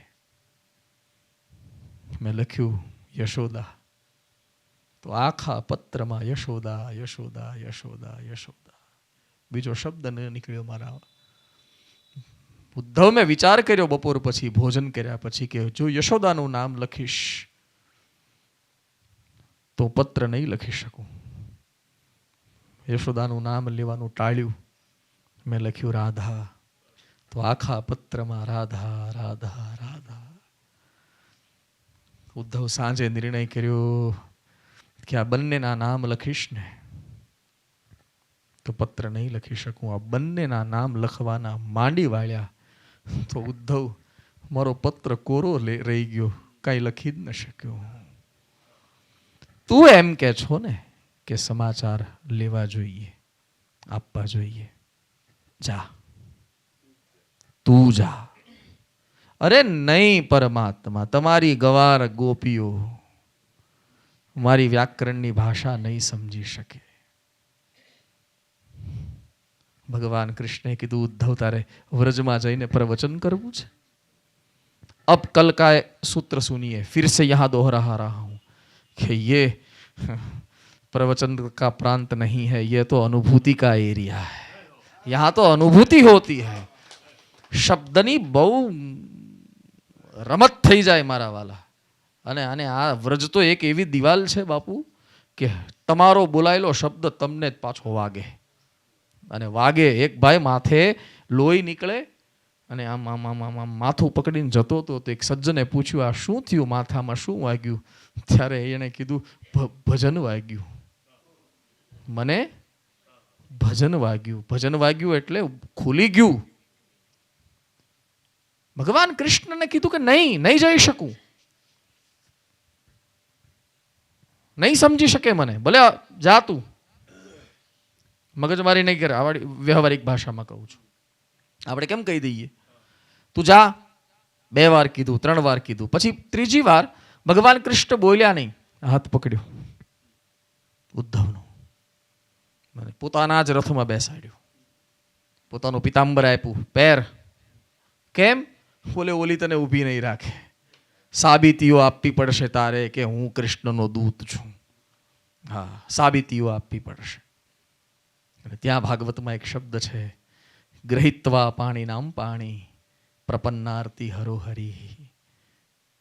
હાથ પકડીને ઉદ્ધવને રથમાં બેસાડ્યો. કહેવાની ઈચ્છા થાય આ જગતમાં કોઈ માથે હાથ મૂકે એ તો સારું જ છે, પણ એના કરતા સારું છે કોઈ આપણો હાથ પકડી લે. હાથ પકડ્યો ઉદ્ધવનો અને રથમાં બેસાડ્યો. જા, અમારું પિતાંબર પહેર. થોડા ભૃગુટી થોડી ફરી છે. ઉદ્ધવ આવ્યા. ચર્ચા તો બહુ વિસ્તૃત છે, મારે એ બહુ વિસ્તૃત ચર્ચામાં નથી જવું. પણ ગોપીઓ ટોળું વળીને બેઠી હતી યમુનાના કિનારે. યમુનાના કિનારે ત્યાં જઈને ઉદ્ધવજીએ પૂછ્યું. ઉતર્યા ને રથમાંથી, એટલે નાની નાની બોરડીઓ, બોર હોય ને, ચીણી બોર.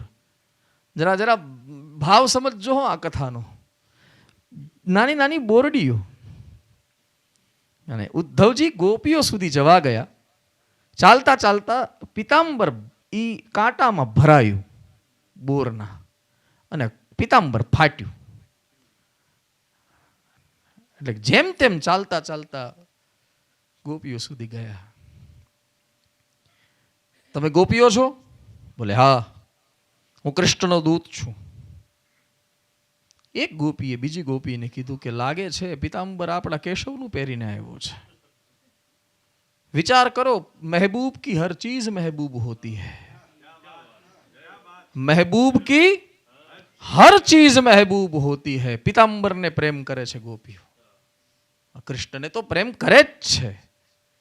કૃષ્ણની કોઈ એવી વસ્તુ નથી, કોઈ એવી ચીज નથી. अधरम मधुरम वदनम मधुरम, सब मधुर है. क्यों? देखने का नजरिया मधुर है, જોવાની દ્રષ્ટિ મધુર છે. હા, અમે ગોપીઓ છીએ. હું નહોતો આવતો, પણ પરમાત્માએ ધક્કો મારીને મને, આ જો ને તમારા ગામડાઓમાં કંઈ ઠેકાણું નહીં, આ મારું પિતાંબર ફાટી ગયું બોરડીમાં ભરાઈને. ત્યારે ગોપીએ રડતા રડતા કીધું, ફાટ્યું નથી ભાઈ, અમારા વ્રજની બોરડી પણ સમજે છે કે આ પિતાંબર કૃષ્ણનું છે. પ્રસાદ લીધો છે એણે એક પિતાંબરનું. હું ઉદ્ધવ છું. બહુ સારું થયું ભાઈ તમે આવ્યા, પણ અમને જેટલી સમાચારની જરૂર છે ને એના કરતાં વધારે નંદ અને યશોદાને જરૂર છે. તમે જલ્દી જાઓ. બોલે મને રસ્તો બતાવો, મારે ક્યાં જવું? બોલે હવે અમારા રાજા નંદનું ઘર પૂછવું નથી પડતું. કેમ? બોલે જે ઘરમાંથી જોર જોરથી રડવાનો અવાજ આવે એ અમારો રાજા નંદ છે. કૃષ્ણ ગયા પછી એ ઘરની રિદ્ધિ વહી ગઈ છે. રિદ્ધિ એટલે કઈ નંદ ગરીબ નથી થઈ ગયા, હા, પણ જોર જોરથી રડવાનો અવાજ. અથવા તો ઉદ્ધવજી આ પાણીનો પ્રવાહ દેખાય છે, એના કિનારે કિનારે જાઓ. એ પાણીનો પ્રવાહ જ્યાં અટકે એ અમારા રાજા નંદનું ઘર છે.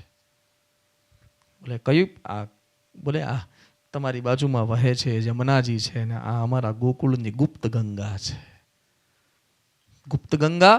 બોલે આખો વ્રજનો સમાજ નંદ બાબાના આંગણામાં સવારે ભેગો થાય અને કૃષ્ણના વિરહમાં રડે છે. એના આંસુ અહીંયા સુધી પહોંચ્યા છે. આ ભાવ છે. ગયા ભગવાન યશોદાજીને મળ્યા, નંદ બાબાને મળ્યા. યશોદાજીએ તો ચર્ચા પણ બહુ કરી. અપિસ્મરતિનઃ કૃષ્ણ માતરઃ સુરદઃ સખીન. અમને યાદ કરે છે? પ્રશ્નાર્થ છે. બોલે હા, તમને યાદ કરી કરીને ઠાકોરજી રડે છે રોજ. યશોદાજીએ કીધું કે બીજા કોઈને કાંઈ નહીં કહેતા, અમારા સમાચાર કોઈને આપવાની જરૂર નથી. મથુરામાં જ્યારે તમે જાઓ, આજે કાલે પરમ દિવસે જ્યારે જાઓ, ત્યારે કોઈને કાંઈ નહીં કહેતા. મારા વતી એક જ સમાચાર દેવકીજીને આપજો. શું? બોલે દેવકીજીને એટલું જ કહેજો કે તમારા મોટા મહેલોમાં નોકર ચાકરની જરૂર હોય તો મને ને નંદને અહીંથી બોલાવી લે. અમે નોકર બનશું, અમે ચાકર બનશું જો અમારો કેશવ અમને મળતો હોય. હાથ પકડીને લઈ ગઈ રાધાજી પાસે. મૂળ હાર્દ આ કૃષ્ણ, ભગવાન કૃષ્ણ ઉદ્ધવજીને 100 વર્ષ ઉપરાંત સાથે રાખવા માંગે છે. તકલીફ શું છે ખબર? ઉદ્ધવમાં જ્ઞાન છે, ભાવ નથી. જ્ઞાન છે, આંખો છે, પણ આંખોમાં આંસુ નથી. એટલે કે દ્રષ્ટિ છે. જ્ઞાન એટલે દ્રષ્ટિ, આંખોમાં આંસુ નથી, ભાવ નથી. જો મારી રાધા આના પર હાથ મૂકે તો જ આ ફરે. રાધાજી આંખ બંધ. એક રહસ્યની વાત કહું, પ્રમાણિત વાત. ભગવાન કૃષ્ણ 11 વર્ષના હતા ત્યારે વ્રજ છોડી મથુરા આવ્યા અને પછી ઉદ્ધવજીએ રાધાજીનું પહેલી વાર દર્શન કર્યું. ત્યારે જે છબી, આજે આપણે બરસાના ગયા ને, મને ત્યારે આ પ્રસંગ મને માથામાં મારતો તો સાહેબ, પણ હું એ જે છબી 11 વર્ષના ભગવાન કૃષ્ણ હતા ત્યારે જે જોઈ, અને પછી એકવાર ભગવાન કૃષ્ણ સ્વધામ ગમન કરી ગયા પછી ઉદ્ધવજી ભગવાનની પાદુકા મૂકી માથા પર મૂકીને બદ્રીનાથ જતા હતા. એમાં રસ્તામાં પાછા એકવાર રાધાજીનું દર્શન કરવા ગયા. આ પ્રસંગ મહાભારતનો છે, આ પ્રસંગ હરિવંશનો છે. ત્યારે જે 11 વર્ષ, જે 100 વર્ષ પહેલા રાધાજીને જોયા હતા ને, એ રૂપમાં અને એ તેજમાં રતિભાર ફરક નથી સાહેબ. એ જ રાધાજી. રાધાજીને મળવા લઈ ગયા. રાધાજીની આંખ બંધ છે. ઉદ્ધવજીને સામે બેસાડ્યા જાણે ગુનેગાર હોય એમ, પોલીસ પકડીને જજની સામે લાવી હોય. આંખ બંધ છે રાધાજીની. જરા ધ્યાન આપજો. સખીઓએ કીધું, રાધે આંખ ખોલો. આંખ ન ખોલી, ખાલી હોંકારો દીધો. બોલે કૃષ્ણનો દૂત આવ્યો છે. તો બોલે કૃષ્ણના સમાચાર લઈને આવ્યો છે. રાધાજી આંખ બંધ છે હજી, અને પૂછ્યું, સમાચાર કૃષ્ણ ક્યાં છે? ઉદ્ધવ બોલ્યો, મથુરા. જ્યાં ઉદ્ધવજીના મુખમાંથી શબ્દ નીકળ્યો મથુરા છે, આંખ ખુલી ગઈ. ગોપીઓને કીધું, ધક્કો મારીને કાઢી મૂકો આને. આ સમાચાર લઈને નથી આવ્યો, આ છેતરવા આવ્યો છે. અરે ના, તમે કેમ એવું કહો છો? બોલે ગઈકાલે જમનાજર પાણી ભરવા ગઈ હતી, ગાગર ચડતી નહોતી તો કૃષ્ણએ તો આવીને માથે ચડાવી છે. તું એમ કે છો કે એ મથુરામાં છે? આવતી હતી, રસ્તામાં વચ્ચે કાંટો વાગ્યો તો કૃષ્ણએ પોતાના ખભા પર મારો પગ મૂકીને કાંટો કાઢ્યો. તું એમ કે છો કે મથુરામાં છે?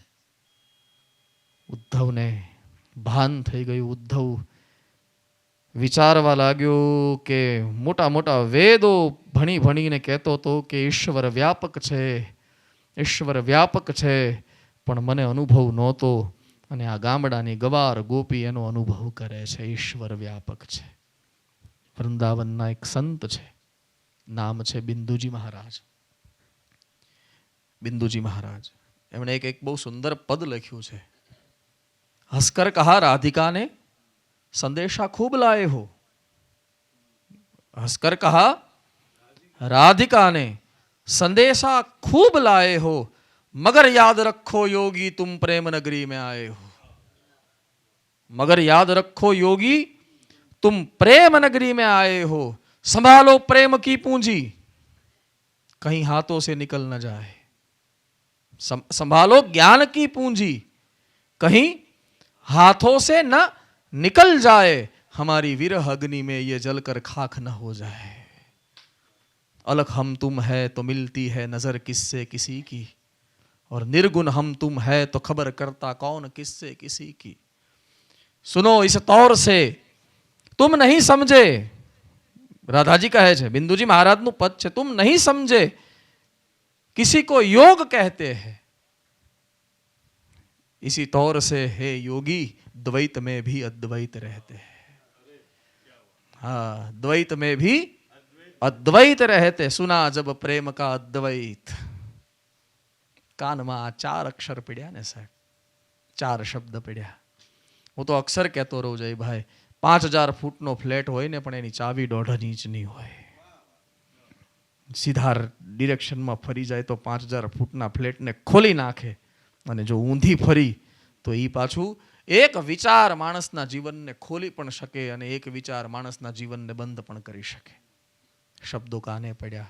સુનો इस तौर से योगी द्वैत में भी अद्वैत रहते हैं.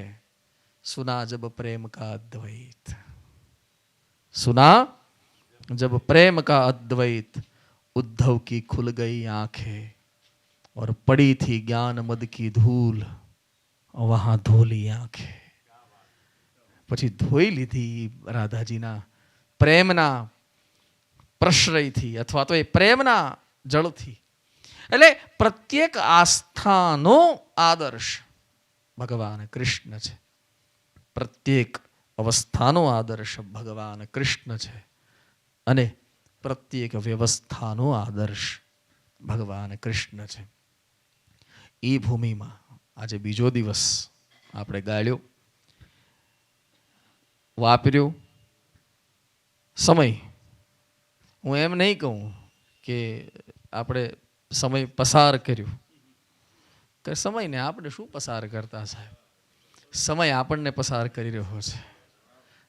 કાલો ન યાતો વય ભર્તૃહરિ, કાલો ન યાતો વયમે વયાતા. એટલે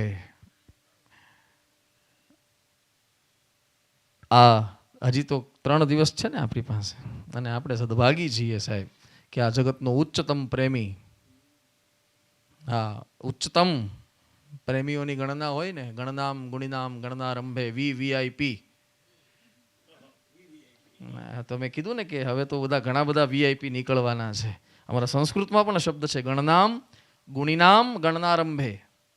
હા, કોઈ ઘણા બધા માણસો ભેગા થાય ને પછી પહેલો હાર કોને પહેરાવવો ને એમાં બહુ ગડમથલ શરૂ થાય, કારણ કે આયોજકોનું આવી જ બને. આને પહેરાવે તો ઓલાને ખોટું લાગે, ઓલાને પહેરાવે તો ઓલાને ખોટું લાગે. ગણનામ ગુણિનામ ગણનારંભે. હા, એટલે તમે કીધું ને VIP, હવે તો ઘણું બધું આવી રહ્યું છે. એટલે આ જગતનો સર્વોત્તમ પ્રેમી સાહેબ, એને વેલેન્ટાઇન ડેના દિવસે આપણે આઈ લવ યુ કહેવાના છીએ મારા વાલા. हाँ, अने ये भी इस भूमि में जहाँ मैं फिर से एक बार याद दिला दूं, क्या यहाँ ये भूमि ज्ञान की भूमि नहीं है. अगर आप यहाँ ज्ञान ढूंढने जाओगे तो जाओ हरिद्वार, जाओ बद्रीनाथ, जाओ हिमालय. अगर ज्ञान ढूंढना है तो जाओ दक्षिण में. ये ज्ञान की भूमि भी नहीं है, ये कर्म की भूमि भी नहीं है, ये तप की भूमि भी नहीं है, ये दान की भूमि भी नहीं है, ये शौच किसी की भूमि नहीं है. ये मात्र प्रेम की भूमि है. यहाँ सिर्फ प्रेम ही हो सकता है, और होगा तो प्रेम ही होगा. प्रेम के रूप में परमात्मा आएंगे, और प्रेम नहीं होगा तो પછી ઘરે જઈને ગોદરું ઓઢીને સૂઈ જાશું સાહેબ. વળી પાછા એકવાર વિનમ્ર પ્રયાસ કરીશું. હા, અધિકાર છે ને આપણો, તો પ્રયાસ કરવો આપણો અધિકાર છે સાહેબ. હકીકતમાં તો હું તો એમ કહું કે પ્રાર્થના આપણો અધિકાર છે, પ્રયાસ આપણો અધિકાર છે, પુરુષાર્થ આપણો અધિકાર છે, અને છેલ્લે પ્રતીક્ષા આપણો અધિકાર છે. આ 4 વસ્તુ આપણા હાથમાં છે. એક જ વસ્તુ એના હાથમાં છે, પરિણામ એના હાથમાં છે સાહેબ. બાકી આ 4 વસ્તુ તો આપણા હાથમાં છે સાહેબ. કોઈ રોકી નહીં શકે તમને પ્રાર્થના કરતા. ભગવાન એમ આવીને નહીં કહે તમે કે પ્રાર્થના શું કામ કરે છે. અમારા ભગવાનને તો એવી ટેવ છે કે ધ્રુવને નહોતી આવડતી તો એક પરાણે કરાવી. ધ્રુવને 5 વર્ષના હતા ને નહોતી આવડતી પ્રાર્થના, ત્યાં જઈને શંખ અડાડી દીધો. તું બોલ જ, તું પ્રાર્થના કેમ ન કરે મારી? તને ભલે ન આવડે તો હું તને કરાવું, પણ તારે બોલવી તો પડે જ. એટલે પ્રાર્થના આપણો અધિકાર છે, પ્રતીક્ષા આપણો અધિકાર છે, પુરુષાર્થ આપણો અધિકાર છે, પરિણામ એ એનો અધિકાર છે. કર્મણ્ય એવા અધિકાર હસ્તે મા ફલેષુ કદાચન. એટલે એ પ્રેમની ભૂમિ. અને મારે આજે ઘણું બધું બોલવાનું હતું, પણ તમારું થોડું આપણું શેડ્યુલ થોડું લેટ થતું ગયું, એટલે પછી મેં કીધું હું હવે રાત્રે જ બોલીશ. હવે રોજ રાત્રે જ બોલીશું, એ જ સારું પડશે. તમને શું લાગે છે? હા, આવું 5-10 મિનિટ 15-20 મિનિટ રાત્રે જ બોલીશ. હા, ખોટું થશે? ઓછું કરશું, કંઈક કરશું. પણ આજે મારે તો મૂળ જયભાઈને સાંભળવા હતા. જયભાઈને મળ્યો તો લગભગ 7-1 વર્ષ પહેલા. 7-1 વર્ષ થઈ ગયા હશે. ધીરેન્દ્રભાઈને એને 3-4 વર્ષ થયા, એટલે 7 વર્ષ હશે. એક ઘાટકોપરના બહુ સુંદર એક પ્રોફેસર, બોલવું કેમ શીખવું હોય ને તો એની પાસે ટ્રેનિંગ લેવી પડે. ધીરેન્દ્રભાઈ રેલિયા, હા, ડૉક્ટર ધીરેન્દ્રભાઈ. એમણે એક પુસ્તક, એમણે એક ગ્રંથ લખ્યો. ગ્રંથનું નામ છે વ્યાસપીઠ. અને એનું લોકાર્પણ, એ લોકાર્પણ વિશ્વવંદ્ય ધરાભૂષણ પરમ પૂજ્ય મોરારી બાપુ, આપણા શરદ દાદા, જયભાઈ, કાજલબેન ઓઝા વૈદ્ય અને હું, અમે તો ખાલી જોવામાં હતા. વિમોચન તો એ કરવાના હતા, અમે તો ખાલી ફોટા પડાવવામાં હતા. જેમ કૃષ્ણએ ઉપાડ્યું ને બીજાએ ફોટા પડાવી લીધા ને, એમ અમે તો ફોટા પડાવવામાં હતા. પણ ત્યારે જયભાઈ એક શબ્દ વ્યાસપીઠ માટે બોલ્યા હતા, એ હજી હું પ્રસાદ તરીકે આ જગતને બોલ. તમે ઘણીવાર મારી કથામાં એમ સાંભળ્યું હશે, એ જયભાઈનો શબ્દ છે કે વ્યાસપીઠ વ્યાસપીઠ નથી, વિશ્વાસપીઠ છે. વ્યાસપીઠ વ્યાસપીઠ નથી, કથાકારોની શ્વાસપીઠ છે. એટલે એ જયભાઈ જેને મારે તો સાંભળવું હતું, પણ પછી ભેગું એવું થયું કે બે થયું. જયભાઈ અમારી આ યાત્રા, ના બાપા, આ અમારી યાત્રા, આને હું સંઘ નથી કહેતો, હા આ અમારી યાત્રા છે. અને એ યાત્રામાં આપ પધાર્યા. પ્રકાશભાઈએ બહુ સહજમાં આપને આમંત્રણ આપ્યું અને આપે બહુ સહજમાં સ્વીકારી લીધું.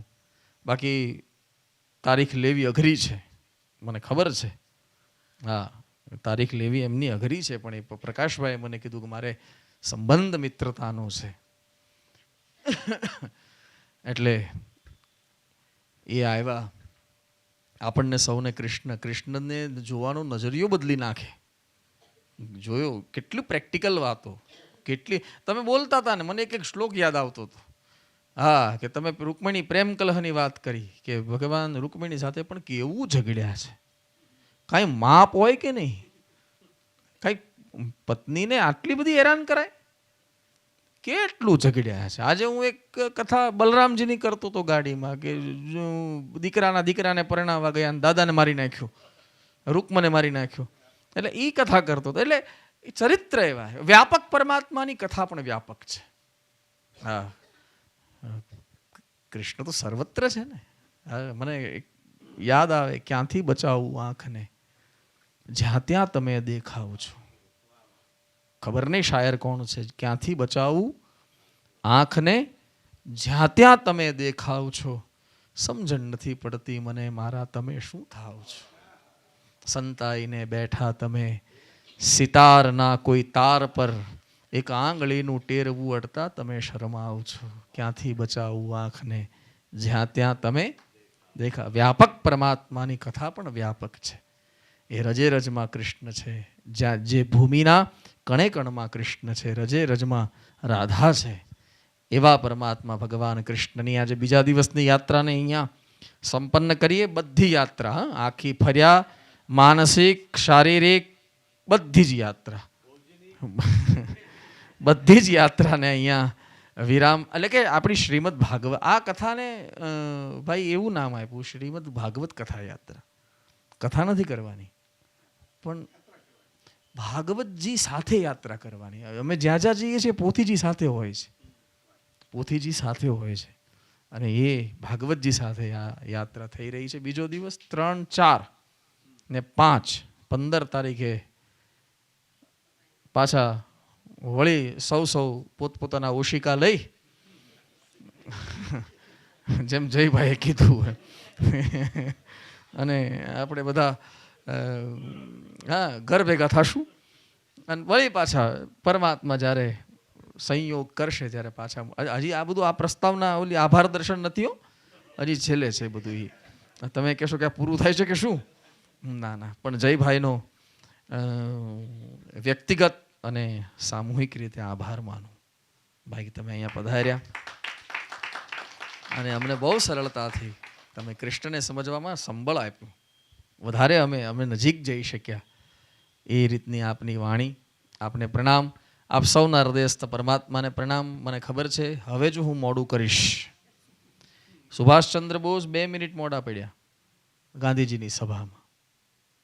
ગાંધીજીએ આંગળી ચીંધીને એમ કીધું કે જો ભારતને આઝાદી મળવામાં 2 મિનિટ મોડું થશે તો સુભાષચંદ્રજી એનો અબજશ તમને છે. એમ હવે તમને સુવડાવવામાં મોડું થશે તો અબજ મારી પર છે સાહેબ. અને મારે એ અબજશના ભાગીદાર નથી બનવું. એટલા માટે આપ સૌને પ્રણામ. જય સિયારામ.